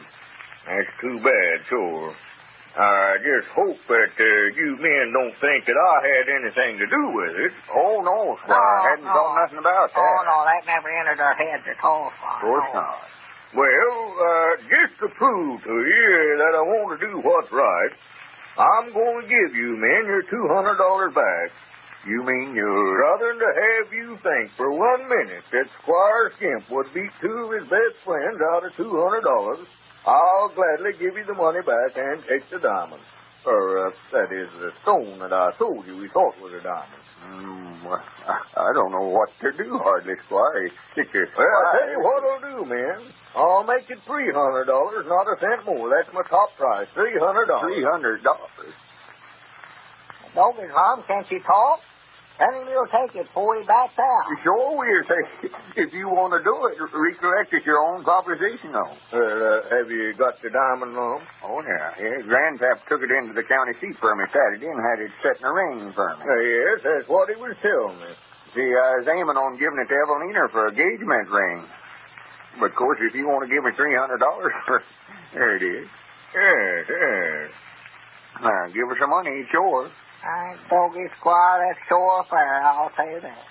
I knowed all along that you'd do the right thing about it. I was just telling Lum a while ago I was aiming on giving you a nice present. Wasn't I, Lum? Shut up, Abner. Well, here you are now, Lum. There's 20, and 40, and 60, and 80, 100, 120. Well, this certainly does not sound like Squire Skimp. Something wrong. This is Carlton Brickert speaking for Lum and Abner and Horlick, who now bid you all good night and good health.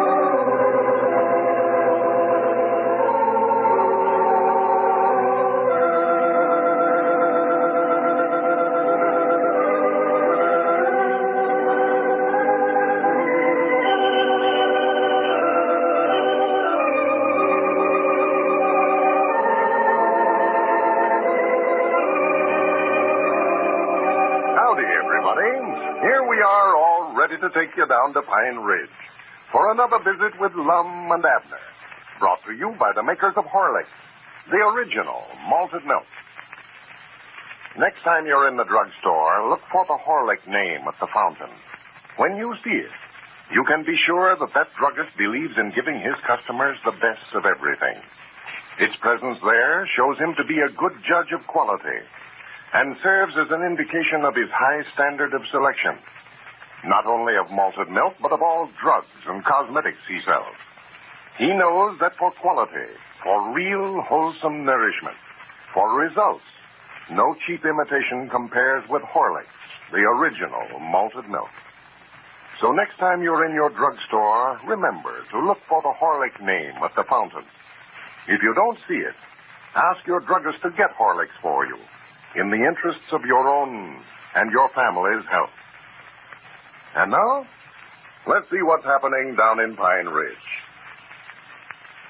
Yesterday, just as Lum and Abner were confident that Squire Skimp had beaten them out of $200 on that fake diamond deal, Squire came in the store and gave them $300 for the diamond back.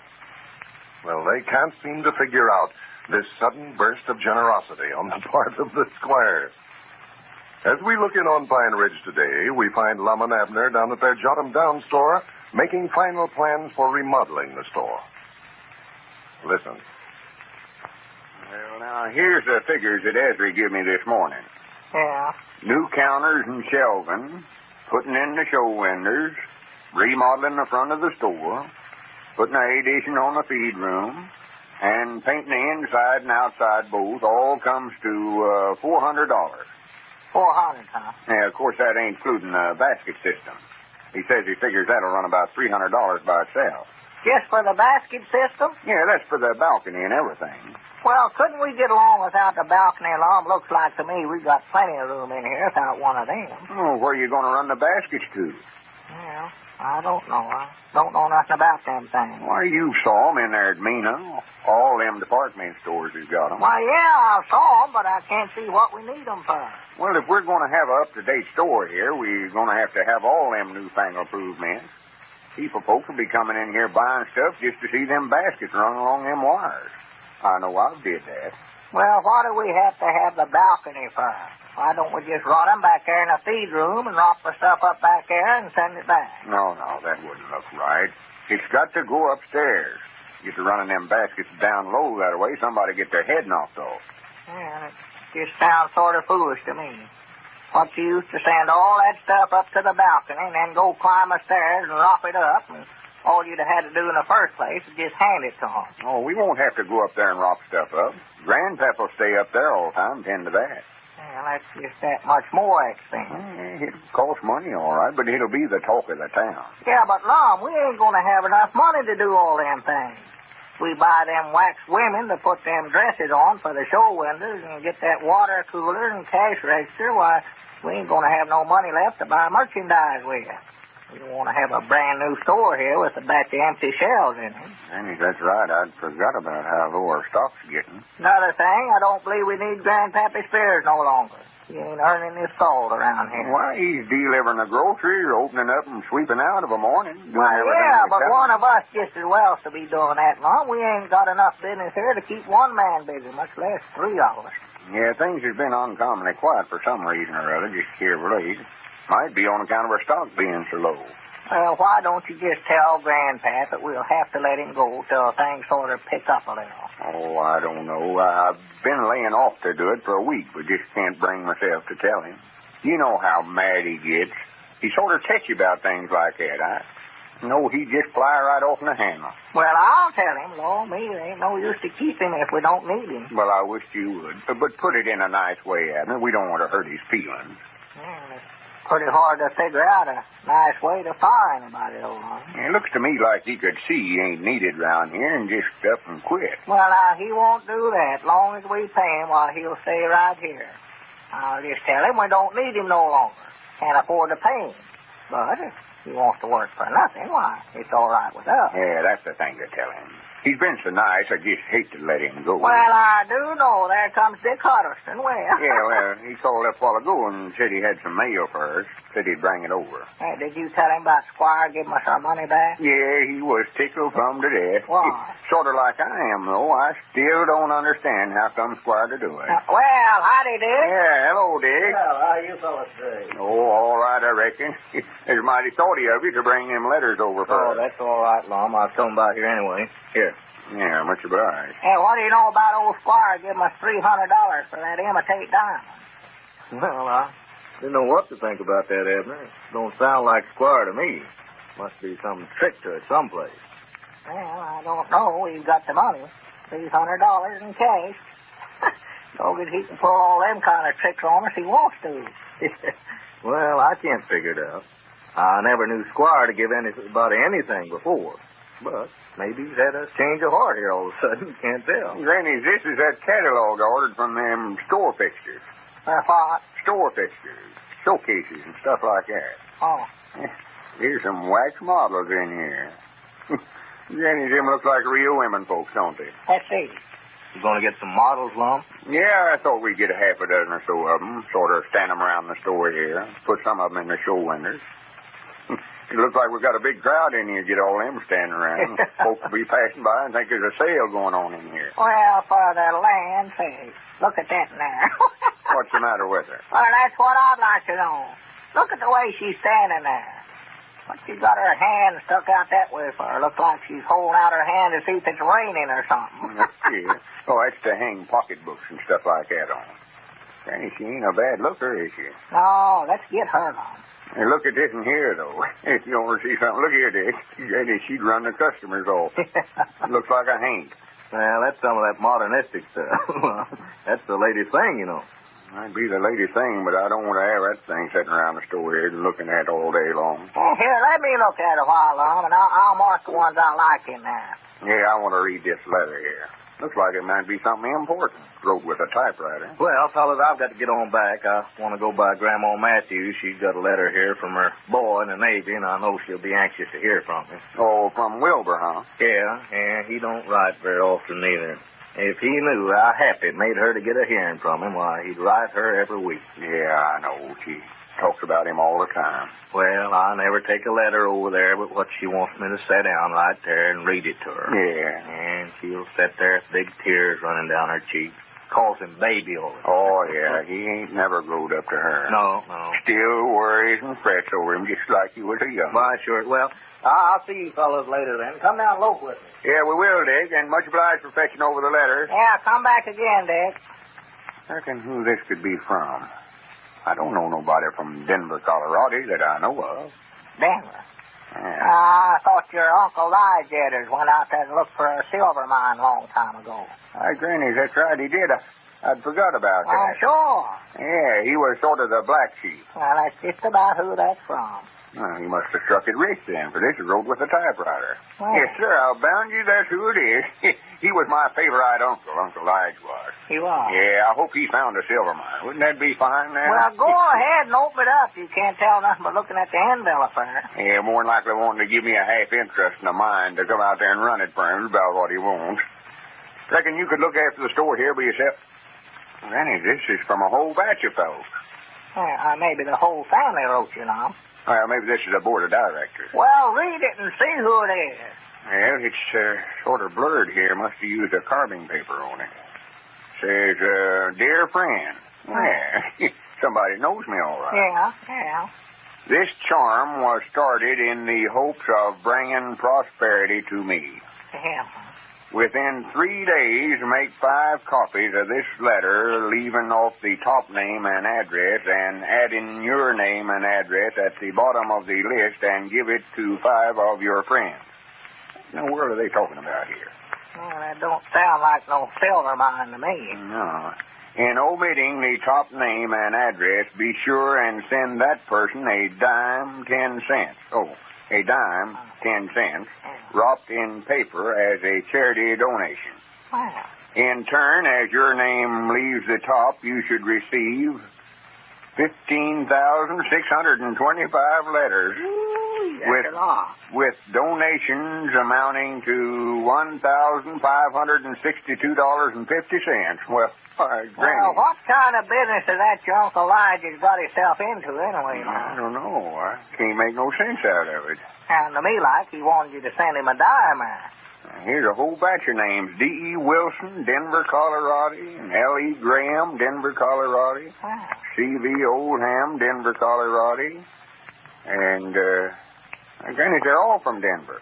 Well, they all want you to send him a dime?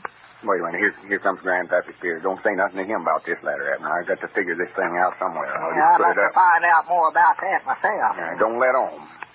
Maybe he'll leave directly. Well, I'll just fire him right now. That'll get him out of here. Now, do it as nice as you can. Oh, yeah, sure. I'm going to be nice about it, sure. Well, sir, I just seen Squire Skimp a minute ago, and I never seen a feller so mad in my life. Sit down here, Grandpap. I want to talk to you. What's Squire mad about? Why, I'm mad about that diamond you feller sold him for $300 yesterday. Mad about it? Well, yes, he's awful tore up. He down to the barber shop just talking about it. Well, I do know. Well, it was his own proposition. We never tried to sell it to him. He come over here and said he felt bad about the way he'd been treating us and wanted to do the right thing about it. That's just what he said. Well, he says he's going to try to make you fellers give him that money back. Give it back. Yeah. I may as well tell you fellers now. I don't want you to think I was butting into your business, but, Lum, you know when you give me the diamond to take it into the county seat and have it set in a ring for you so you could give it to Evelena? Yeah. Well, the juryman says it weren't nothing but a piece of glass, but I come back and told Squire I had examined, and the juryman said it was worth $1,200, and Squire believed it. Well, what's he wanting his money back for then? Well, he's taking it in there to try to sell it today, and the juryman's told him just what he told me, that it weren't nothing but a piece of glass. Well, Why, Granny's, I see through the whole thing now. That's the reason he come over here and give us $300 for it. Grandpap, you've got a job here in this store just as long as you want it. Granny's, anybody can get ahead of Squire Skimp. This is Carlton Brickert speaking for Lum and Abner and Horlick, who now bid you all good night and good health.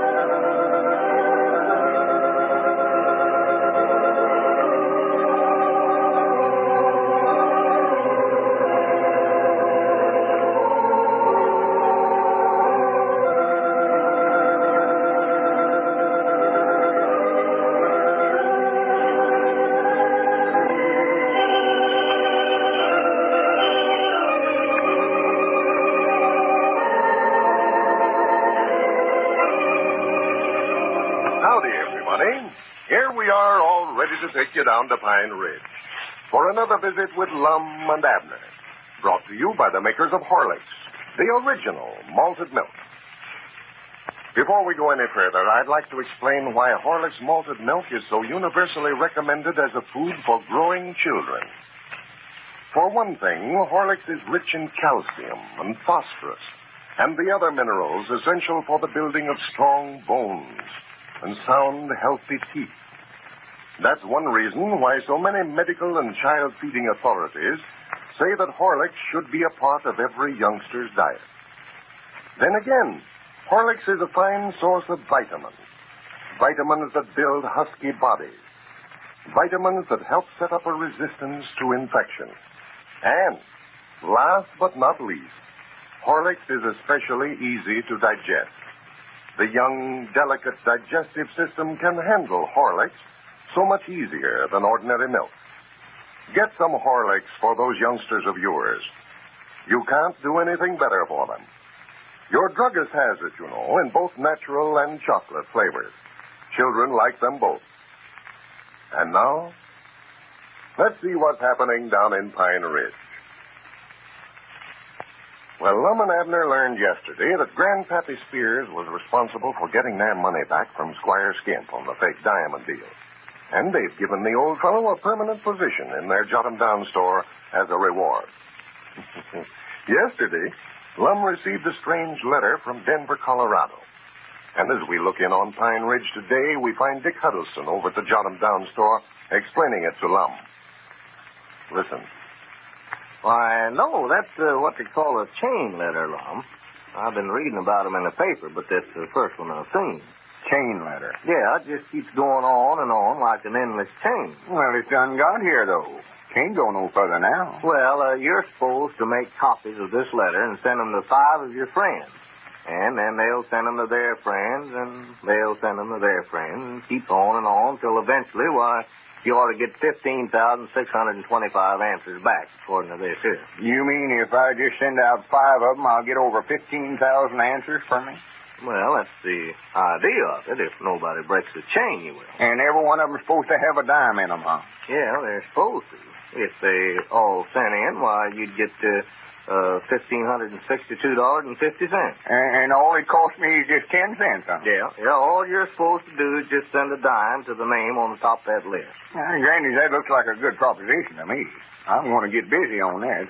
I'll send you one of the letters, Dick, so you can get rich, too. No, don't send me one. I don't believe I want to get mixed up in the lump. Well, why not?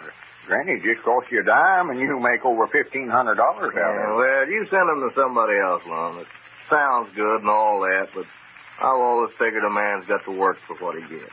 These get-rich-quick schemes look awful good on paper, but they never pan out right. Nobody's going to give you nothing, Lum. Well, if you don't want in on it, I won't send you one. See, I'll send one to Abner. I want to help him if I can. Let's see, Grandpappy Spears and Mose Moots down at the barber shop. He'll be a good one. Yeah, Mose will take a chance on anything. Well, he ought to. Folks take a chance when they go in that barber shop of his, I'll say that. Yeah, especially if he gets to talking, don't pay any attention to what he's doing. Yeah, I got a shave down there the other day, and my face has been burning like fire ever since. Well, I won't let him shave me anymore. I'll stop. Well, I never aimed to let him shave me, neither. I just sitting there in the barber chair listening to the Macmillan boys play the mouth organ guitar and just dropped off to sleep. And when I woke up, he had me shaved and charged me 10 cents for it. This'll give me a chance to get that dime back off of it. Well, I don't see how in the world that you ever slept through him give me a shave, Lum. Well, I don't either. He must have chloroformed me to do it, I think. Well, a fella needs an anesthetic all right when he shaves you. Felt like somebody had took and beat my whiskers off with a wet rope. Well, I don't mind the razor as much as I do those hot towels he puts on your face. They're hot enough to scald a hog. Yeah, he can't hold them in his hand, they're so hot.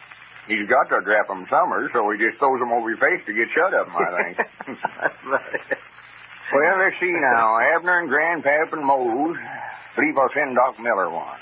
That's 4. How about Uncle Henry Lunsford or Ezra Seastrong? Well, I don't know. It says to be sure whoever you send them to will send them on to somebody else. Caleb Weehunt, I believe, will take a chance on this. Yeah, Caleb be a good one. Well, that gets 5 of them right there. That's going to be right smart of a job to write all these. We ain't got a typewriter neither, I granted. I'm a notion to get Evelena to send them out for me. I'll tell you what I can do. Let's see.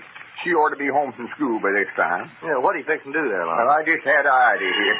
I'm going to call her up. Well, I expect I better be going, Lum. I've got to get back to the store. Well, don't rush off, Dick. Well, I'll see you later. Let me know how it came out on those letters. Yeah, I will, Dick. So long. Hello. I'll see you later. No, wait a minute. Hello. I was just hollering at the feller leaving the store here. Who is this, Sister Simpson? Let me speak to Evelena, please, Mom. Dick, I never even know you over here. Well, I'll just drop in for a minute. I'm sorry I missed you. Come back again. Yeah, I will, sure. Hello. Oh, hello, Lum. How are you, Evelena? Well, all right, I reckon. Who'd you call me? I ain't talking to you, Abner. I'm talking to Evelena over the telephone here. Oh, excuse me. I never noticed you was talking at the phone. Oh, I was just talking to Abner here. Evelena, what I called you up about, I've got to make 5 copies of a letter. I just wondered if you couldn't get some of the scholars down there at school to write them for me. Well, you know, when you keep them in after school, you generally make them write some word or something 500 times, something like that. I just wondered if you couldn't make them copy this letter for me, as long as they've got to write something anyway. Oh, it's just a letter. I'll bring it over when I come over tonight. All right.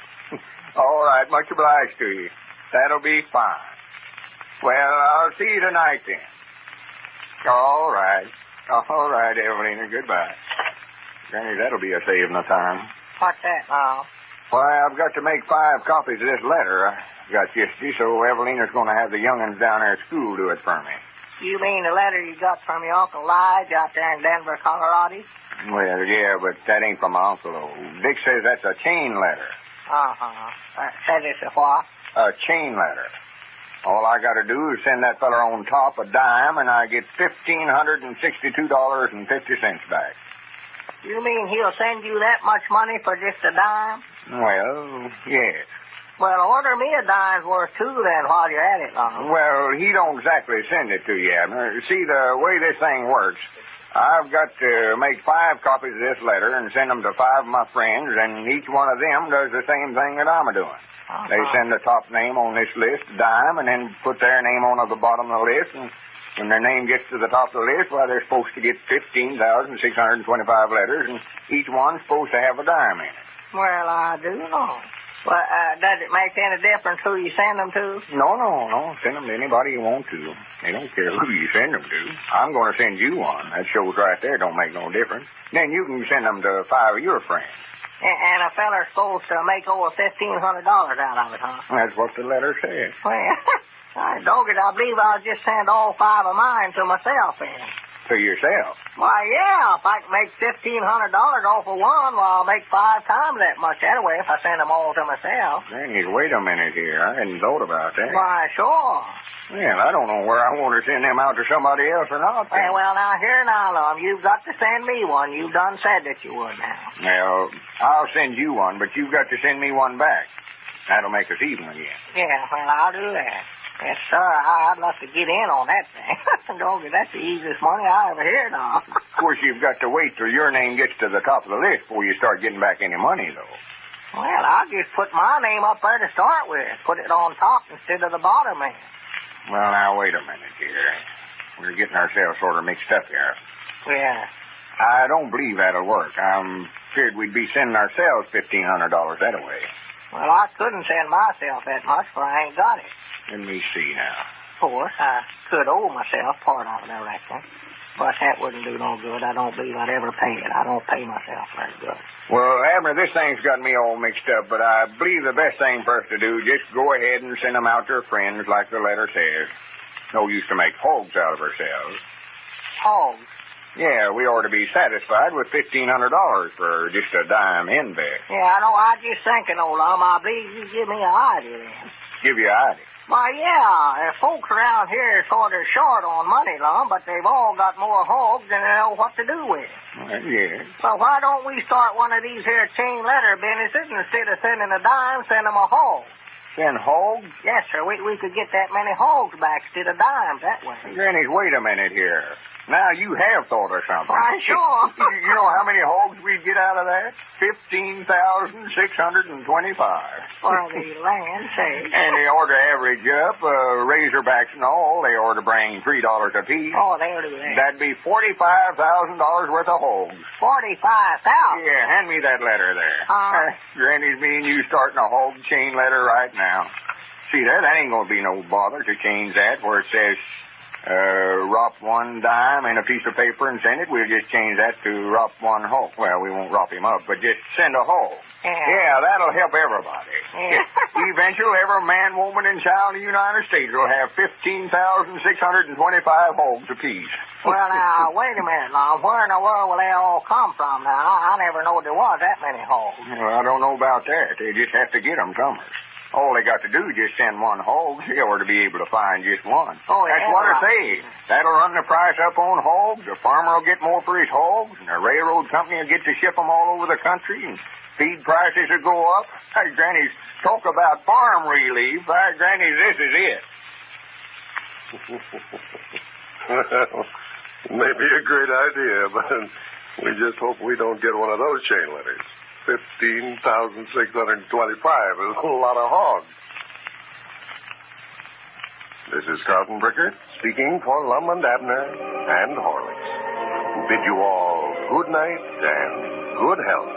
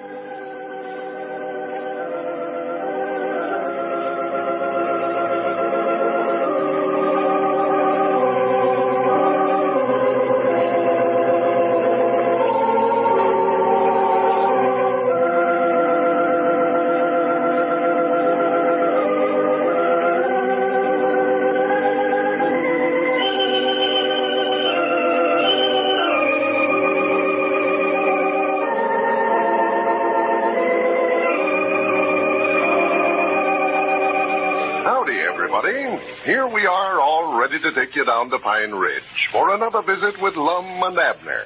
Brought to you by the makers of Horlicks, the original malted milk. Before we hear the old fellows tonight, I'd like to say a few words about colds. I don't think there's anything more uncomfortable than an early summer cold. If you've ever had one, you'll know just what I mean. Now, I won't give you any set rule concerning colds, but I do say this. You can avoid colds to a large extent by building up resistance in advance. And there is no better way to build resistance than by drinking Horlicks regularly. Horlicks is rich in vitamins and bodybuilding elements, rich in the splendid nourishment of full cream milk and finest wheat and malted barley. So follow this advice. Get a package of Horlicks from your druggist in either natural or chocolate flavor. The whole family will like Horlicks. It'll help them as it's already helped hundreds of thousands of others all over the world. And now, let's see what's happening down in Pine Ridge. Well, the chain letter craze has finally hit Pine Ridge, and Lum and Abner have decided to go them one better by starting what they call the farm relief chain. Instead of sending money, everybody who receives one of their letters is supposed to respond by sending a hog. The old fellows have figured out that they will receive over 15,000 hogs. And as we look in on Pine Ridge today, we find them down at the Jot 'em Down store getting ready to receive them. Lum is talking over the telephone. Listen. Yeah, Ezra, this here's Lum Abner. Yeah, have you ordered the lumber yet to remodel the store with? Well, good. Don't do it then. No, we ain't going to remodel. We're going out of the store business. Yeah, we're going into hog business. Hog business. Yeah, me and Abner started one of them chain letters, only instead of sending money, we're having everybody send one another a hog. Oh, you did? Who'd you get yours from? Well, I do know. Ezra said he got a letter a while ago from Grandma Matthews. Well... Well, we're going to have to use the money we're aiming on remodeling the store with to fence up some of the land to put them hogs in. Yeah, I might figure with you on doing that job of fencing first, building the fence and all that. Well, that's right, you have. So you got to build the fence for yourself first, for the hogs you're going to get. Well, who you reckon we could get to do that, Ezra? How about Luther Phillips? I know he does carpentering. He's a carpenter. Oh, he did. Well, I guess you'll have to build one for yourself then. Well, we'll find somebody, I reckon. All right. Much obliged, Ezra. All right. Goodbye. Granny, them letters are getting scattered around in a hurry. Oh, my, yes. Yeah, just quick as we sent them out yesterday afternoon, why folks started passing them around. They've been going ever since. Oh, yeah, he's just taking the town by storm. I never seen the whole community so excited over anything. Well, I could hear 'em all night long last night catching hogs. Every time I hear the hog squeal, well, I know that somebody got a chain letter. Oh, that's all you can hear down on the streets today. Anybody that ain't got a hog trying to swap somebody out of one. Well, I still think that you ought to put our name up to the top of the list, though, instead of down at the bottom, Lum. We'd done had some hogs by this time, eh? Well, Abner, I've explained that to you 40 times. If we'd have put our name at the head of the list, we'd have just got 5 hogs.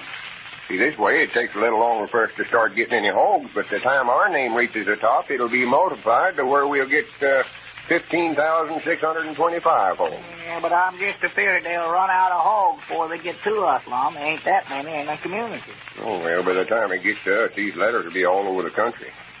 We'll be getting hogs from every state in the Union. Yeah, well, read one of them letters again to me, Lum. I still can't get it in my head how we can send out one hog and get back over 15,000 of them. Well, it's just like that when we got from Denver, where they wanted us to send them a dime, only we changed it up a little. See, instead of calling it the Prosperity Club like they did, I changed it to the Farm Relief Club. Yeah. Says, this chain was started in the hope of bringing prosperity to everybody. Within 3 days, make 5 copies of this letter, leaving off the top name and address and adding your name and address at the bottom, and mail to 5 friends that you want to help. In omitting the top name, send that person 1 hog as a donation. In return, as your name leaves the top, you should receive 15,625 hogs. Is this worth a hog to you? See, them first 5 letters we sent out, they'll all send a hog to the widow Abernathy. I thought I'd put her name to the top of the list, thought I'd help her out that much, you know. Yeah, well, she done got the hogs. Grandpappy Spears said that he'd take one over to her this morning, and she already had 4 then. And widow just prized to death. You know, she didn't know what was going on. Folks started bringing them in there. Yeah, I reckon I ought to telephone her up and told her about it, so she'd been expecting them. Had a pen fixed for them. Yeah, well, that's what's worrying me about ours, too, Lum. Where are we going to put them after we get them? Yeah, I was just thinking about that a while ago. That's going to take a lot of ground to keep that many hogs on, you know. Oh, me, I ain't got room on my whole farm for that many. Oh, getting them hogs starts coming in here, land's going higher than a kite. I can tell that right now. Yeah, I believe it will, too. Might be a good idea for us to buy up a big batch of land right now and have it fenced so we'll be ready for them when they start coming in. Yeah, that's what I was thinking. And I know the place for them, too, if we can get it. That's down there in them pin oak bottoms along the river there.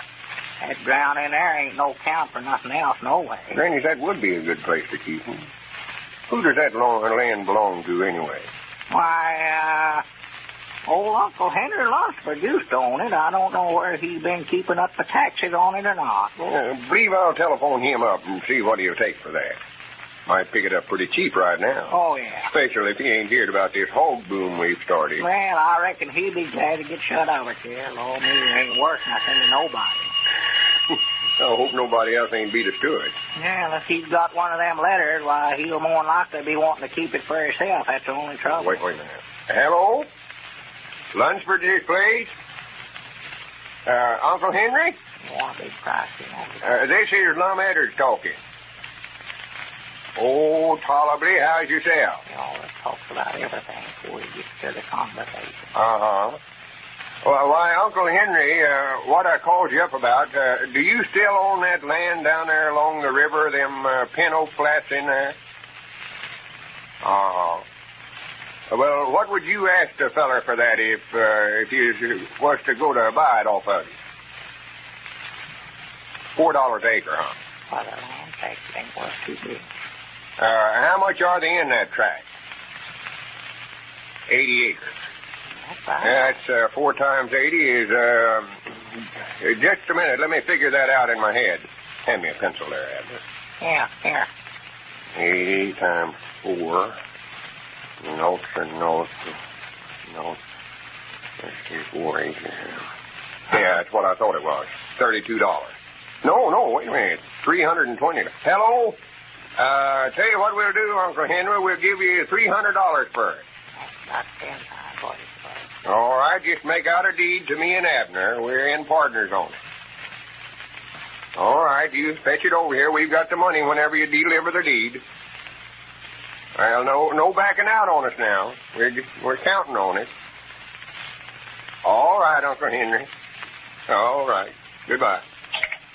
Doggy, that's a pretty big price to be paying for that kind of land, ain't it, Lum? Yeah, it's more than it's worth, all right, but I figured we better buy it while we could before somebody else beat us to it. Oh, well, we'll have more money than we know what to do with anyhow. Why, of course. Now then, we got to buy some wire and build a fence around it. You know, these hogs ain't all profit. I found that out. Well, you ain't complaining about spending a little money to fix a place to keep 15,000 hogs that's been given to you, are you? Well, no, I ain't complaining. You said I never stopped to think that we'd have to fix a place to keep them. I expect we can get the Macmillan boys to build that fence for us. Yeah? Oh, well, that is if they ain't got one of them chain letters themselves. That's the trouble. Granny's, we already got this fence built before we sent them letters out. Why, sure we had. We already thought. Well, yonder comes Grandpap now, Lum. Yeah. Granny, I'd about decide he took the day off. Well, he said when he left at noon that he wouldn't be back for a while, that he had to patch up a fence over at his place. Yeah, getting ready for his hogs, I reckon. See, he was second on the list on that letter. Yeah. He'll get, let's see, he ought to get 25 altogether, that is, if nobody don't break the chain. Well, come in, Grandpap. We'd about give you up for getting back. Well, it's taking me longer than I counted on.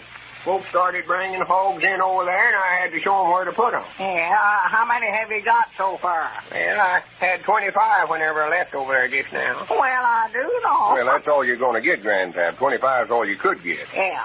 Well, that's enough. I've got more now than I know what to do with. I don't know where in the world I'm going to get feed for them. Feed? Why, yes, they've got to eat.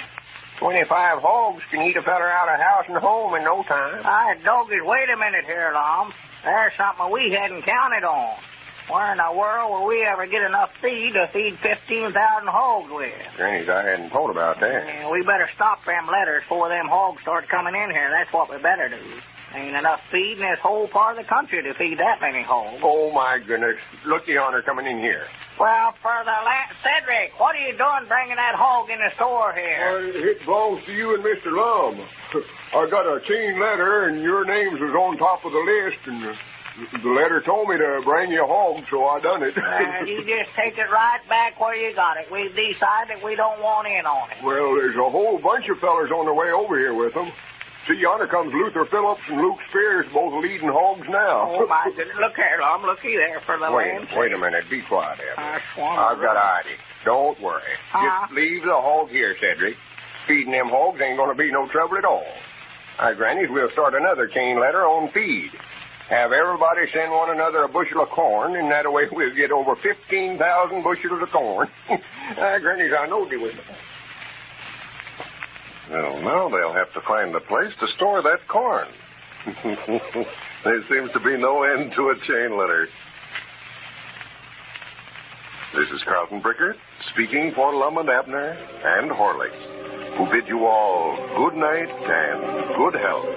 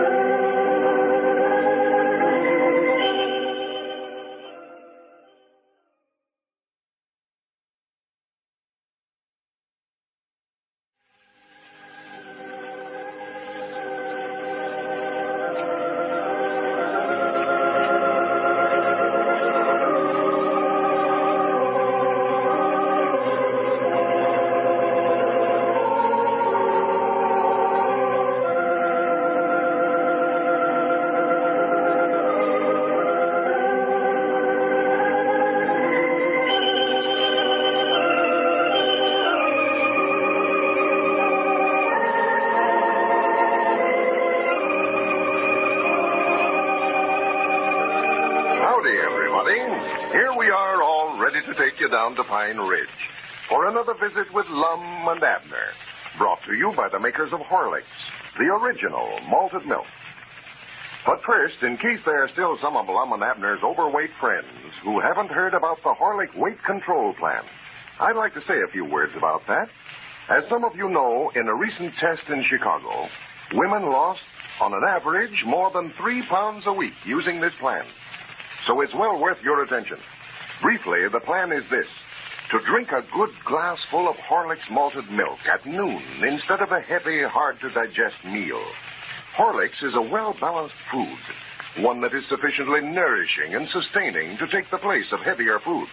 But, and this is the point, the use of Horlicks avoids taking the excess calories of the heavy lunch. And that's how you lose your weight.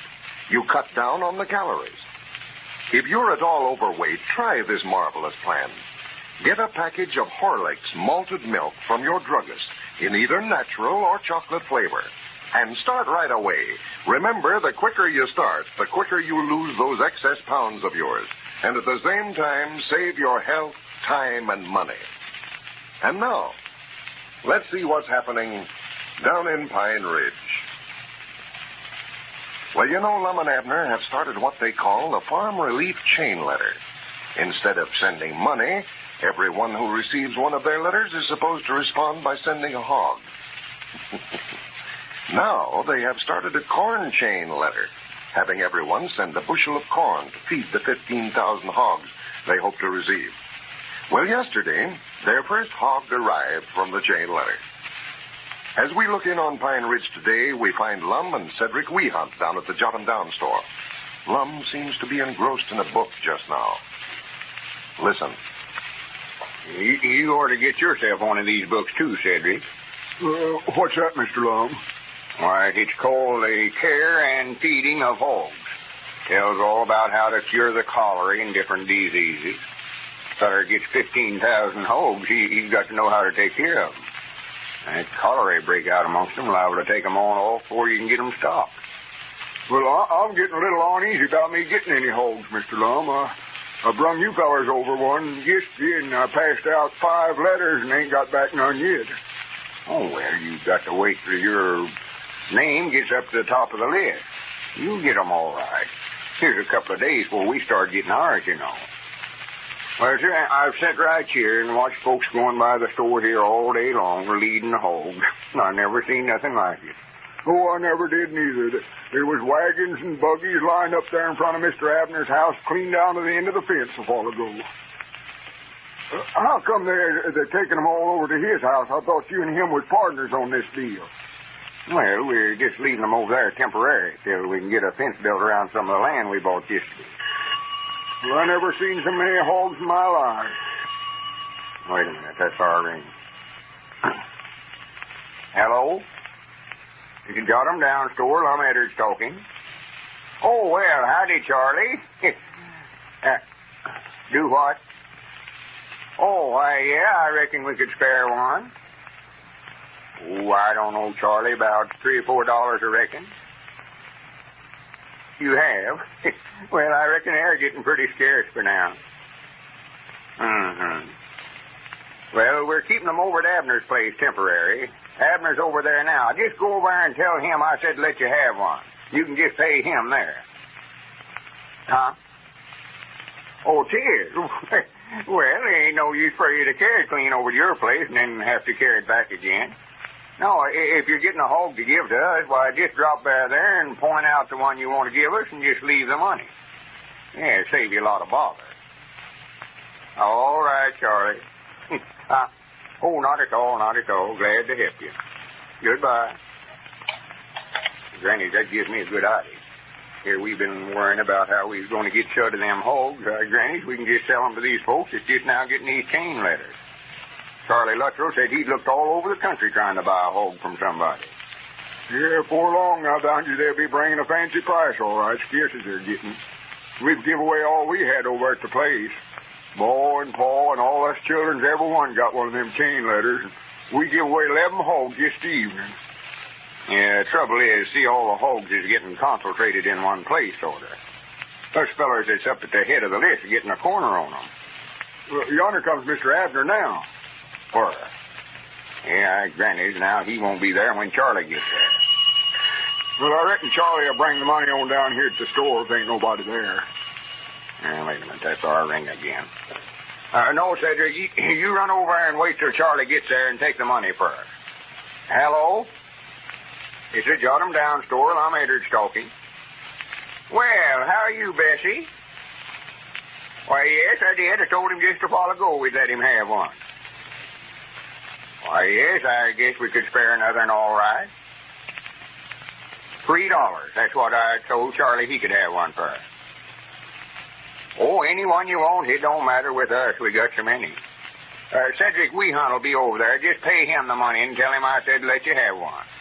Cedric, Bessie Gatlin will be over there after Hog in a minute. Now, let her have one, too. Yeah, mind out where you're going there, Cedric. You'll run over Excuse me, Mr. Abner. Excuse me. All right, Mr. Lum. I'll just stay over there for a while. I told his Lum something's got to be did about them Wait a hogs. minute, Abner. Wait a minute. Uh-huh. All right, Bessie, you can just go over there and pick out any one you want. Oh. And if you see anybody else that's wanting to buy one, why, tell them we've got plenty and we'd be glad to sell them. All right. You're welcome. Don't mention it. Goodbye. Granny's Abner, I got a idea now that is a idea. Yeah, I got one, too. We's worrying about where we's going to sell them hogs. Why, Granny, we'll just sell them out to these folks that's just now getting these chain letters. Hogs is getting scarce around here. Yeah, they're getting scarce everywhere except over at my place. I never seen so many hogs in my life. Well, fine. We're getting them, Evelena. Why, it looks like a picnic ground over there. There's been a steady stream of folks over there all day long bringing hogs. Well, I do know. Yeah, they ain't using no judgment neither. Huh? Why, them that's in a hurry, why, they ain't asking me where I want 'em put. They just walk up there and dump 'em over the fence and leave. They're just tearing up the place. Right. They've got in Elizabeth's garden and rooted it all up. And they've got in the barn and bedded up under the house and in the house. Why, there's hogs everywhere you turn on. And Elizabeth just put her foot down, too. Said we can't bring another one on the place. She has. Yes, sir. Well, I think this idea of mine will get rid of them pretty fast, however. I'll paint a big sign saying, hogs for sale. Get your hogs here. We've got 'em. And all that stuff. Yeah, we have. And we can just hire Cedric to stay over there and sell 'em when folks comes after 'em. Well, I've been turning folks down all day. I never knowed we wanted to sell 'em. Why, sure. We may as well sell 'em. Ain't no use to keep 'em over and have to feed 'em. By the first of the week, we ought to be getting some corn back from them corn chain letters we sent out last night. Yeah. But the main thing I come over here for, Lum, we've got to figure out some rules. Some rules. Yeah, they're running in all sorts of things on us over there. Eli Whitten brung a little pig over there a while ago that weren't 2 weeks old.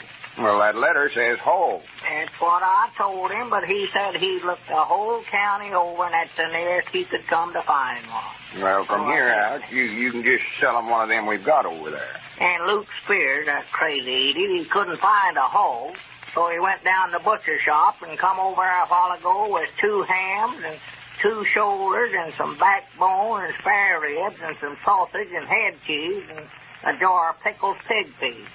Said that weren't a live hog, but that it was all there. Well, for goodness sake, bound for him. Yeah. Well, let's sell 'em. I'm going to put a stop to all that. I've done sold, too. Who? Yeah, Charlie Luttrell and Bessie Gatlin will both be over after one. I told them just pick out any one they wanted for $3. Yeah, well, I better get back over there then, Lum, for I know that Charlie Luttrell. He'll about pick out the biggest one we've got over there. Well, don't matter none about the one he picks out, for our name's on top of the list of the letter he got, so he'll give it right back to us, you know. Oh, well, that's different. Well, I hope he picks out that big Poland Chinese we got if he's going to give it back to us. He's an extra. Well, it don't make no difference. Just let him pick out any one he wants to. You mean let him pick out one of them little runts and give us? Abner, he ain't even going to take it away from the place over there. He's just going to point out the one he wants and hand you $3. Well, what difference does it make? Well, none, except just love to get as good a one as we could out of the deal. Now, don't you go over there and get in no argument with Charlie. Things is running too nice now. Hey, Granny, we're going to have more hogs and money, and we'll know what to do with here in a few days. Yeah, a special hog. Oh, Spawn, I never would have believed there was that many of them. I don't know how many we've got now, but it looks like we've got a heap more than 15,000 over there. Don't reckon nobody's been slipping some in on us, do you? Slipping some in on us? Yeah, bringing us 2 instead of 1. Oh, for goodness sake, of course not. Well, I've been watching them pretty close, but Only trouble, I don't know who all the letters are sent to, and I just have to take their word for it. Well, there comes Dick Huddleston, young. Huh? Oh, yeah. Yes, sir. As far as I know, Dick's the only one in the whole community here that ain't taking no part in this chain letter business. Yeah, Dick's awful old-timey, Mom. Backwards about taking up newfangled ideas this way. Well, it's a shame, nice a feller as he is. All has been about the best fix financial as every feller in town till this thing started. Yes, he has. Now he won't have nothing compared to the rest of us when it's all over. Yeah, I'll bound you he'll have his regrets over it, too. Yeah. He'd be coming around here in a few days saying, Lum, I wished I'd have listened to you. You know, I tried to get him to let me send him a letter, and he wouldn't take it. Yeah. Well, howdy, Dick. Yeah, come in, Dick, come in. Well, howdy, fellas. Say, Ezra Seastrunk must be at the top of the list now. I come by his place just now, and there must have been 100 people standing around there with hogs to give him. Oh, well, it's taken the community by storm. I never seen nothing like it. Everybody you see has got a hog taking it to somebody. Yeah. And letters, that little post office of mine down there is just swamped with them. Well, I do know. Now, that's what I come over to see you fellas about, too. Who started this hog chain letter, anyway? Why, me and Abner did. Yes, sir. We're responsible for all this excitement. Yeah, we started another chain letter last night, having everybody send a bushel of corn to one another, too. Yeah. See, that way everybody will get feed for their hogs. Well, I hate to say it, fellas, but I'm just afraid that somebody's liable to get in some trouble over this. Trouble? Yes, I had a letter from the post office authority in Washington, asking all the postmasters to make an investigation, and if they can find out who's been starting these chain letters around over the country, why, they're going to prosecute them for using the mails to defraud. Well, we're afraid our old friends have started something now that they can't stop. This is Carlton Brickert, speaking for Lum and Abner and Horlicks, who now bid you all good night and good health.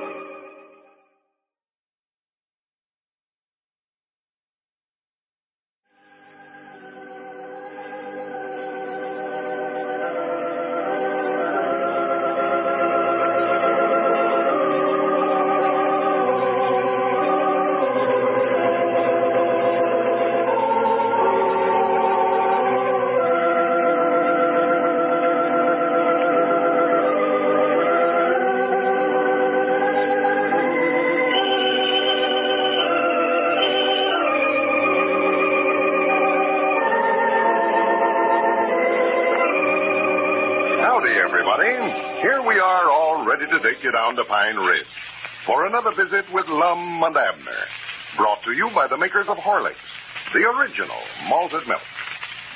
Attention, everybody. Hundreds of our friends have written in requesting a photograph of Lum and Abner. We're glad to announce that we now have a limited quantity of 8x10 pictures autographed by Lum and Abner themselves.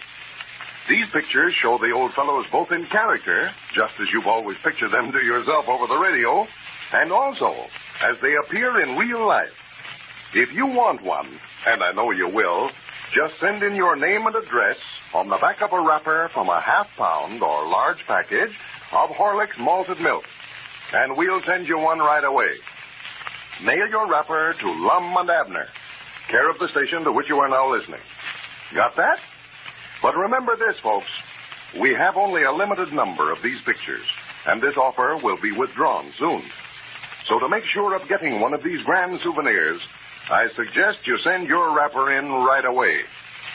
And now, let's see what's happening down in Pine Ridge. Well, Lum and Abner learned the other day that it was unlawful to start a chain letter, but only after the hog chain letter that they had started had spread like wildfire. Well, now the old fellows are trying their best to get the thing stopped. However, they're finding it much easier to start than it is to stop. As we look in on Pine Ridge today, we find Lum and Abner down at the Jot 'em Down store. Lum is talking over the telephone. Listen. Luther? This here's Lum Adder. Why, tolerably well. How's yourself? Well, I'm sorry to hear that. Yeah, must be Evelena. Why, Luther, what I called you up about, you got one of them hog chain letters that me and Abner started, didn't you? Yeah,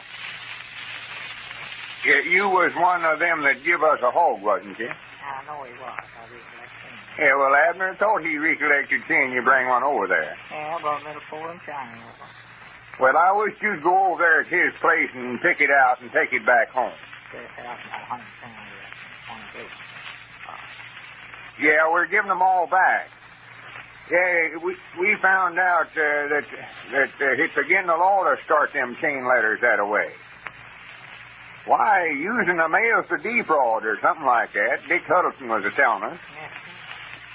Huh? You have? Well, for the land's sake. He says he's got over 400 hogs yesterday and today himself. His name must be up at the top of the list on this time. How's that, Luther? Well, we just figured if everybody'd take their hog back, he'd stop this chain letter we started and get us out of trouble. Yeah. Uh-huh. Yeah. Well, all right, Luther. I don't know to blame you much. No, I don't reckon they could get you. You never started it. All right.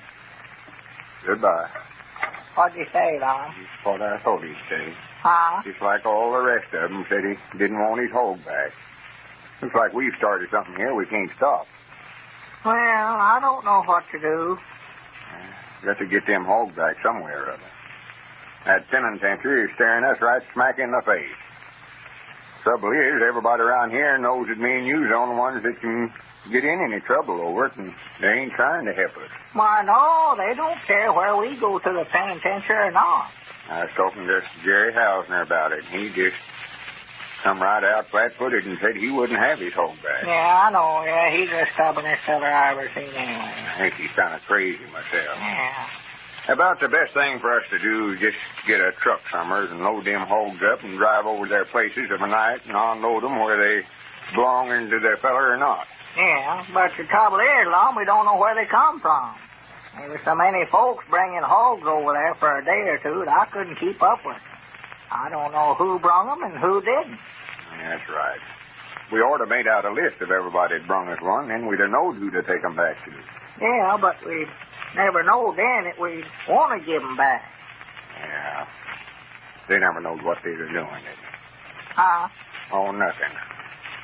Granny, I wish them hogs could talk and tell us where they live at.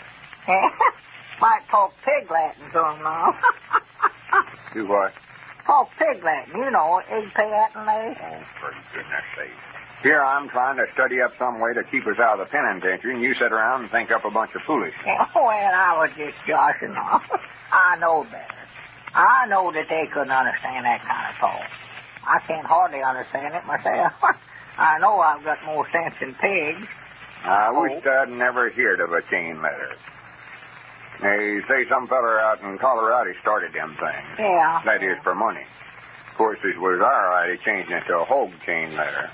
Well, what we going to do, Lum? I told Elizabeth I'd be back in a few minutes, and she said if I don't get them hogs away from over there by this evening, that she's going to run me and them both off. Well, you better get started running then, for we ain't going to get them away from there today. I can tell you that right now. Well, why can't we just go ahead and put a fence around that 80 acres we bought down on the river the other day, Lum, and turn them loose on that? Well, what's the use of going to the expense of fencing that place up if we ain't going to keep the hogs? Well, we've got to put them somewhere. They're just ruining our place over there. Looks like a cyclone had hit it. I've got Cedric staying over there now to keep them out of stuff, but I don't think he's able to do it. There's so many of them. Yeah, Granny, there's another thing. We ought to quit selling them over there. Why, sure, that'll be worse off than ever if we don't stop taking folks' money for them hogs that we got that's supposed to be against the law. If we start trying to get them hogs back, no telling where we would find them at. I know, they changed hands 15 or 20 times by now. Selling them for $3 and no telling what they'd want for them back. No. Maybe we could start an unchain letter. Do what? Unchain letter. Start a chain letter where everybody give somebody a hog will have to go get it back. That way, eventually, the hogs will all get back to where they started from. Yeah, that's a good idea if they'll do it. Well, it ought to be a heap easier to get somebody to go get one back than it was to get them to give one away. Yeah, but what about that using the mails to defraud that Dick was talking about? Now, let's don't get no more of these things started through the mail, though. Well, it ought to be again a law to start an Unchain letter. Yeah, you better ask Dick about that. Granny, wait a minute here. That is a good idea. That's a good idea even if it won't work. A good idea if it won't work. Why, sure. That way we won't have to send the hogs we got back to where they come from. Because, well, like if they was to send us to the penitentiary for 10 years for starting them chain letters, it ought to take about 10 years off for starting an unchain letter, so we can't get no more trouble on the deal. We just break even. Yeah, well, I'd rather stop fooling with these chain letters, Lum, before we end up on a chain gang somewhere. That's what I'd rather do. So we're what you call fugitives from a chain letter, ain't we? Yeah. Something to think about, though. I don't believe that unchained letter business will work very well anyhow, Evelena. I don't either. See, we never got all the 15,625 hogs we're supposed to get. We might have to go out here and buy up 2,000 or 3,000.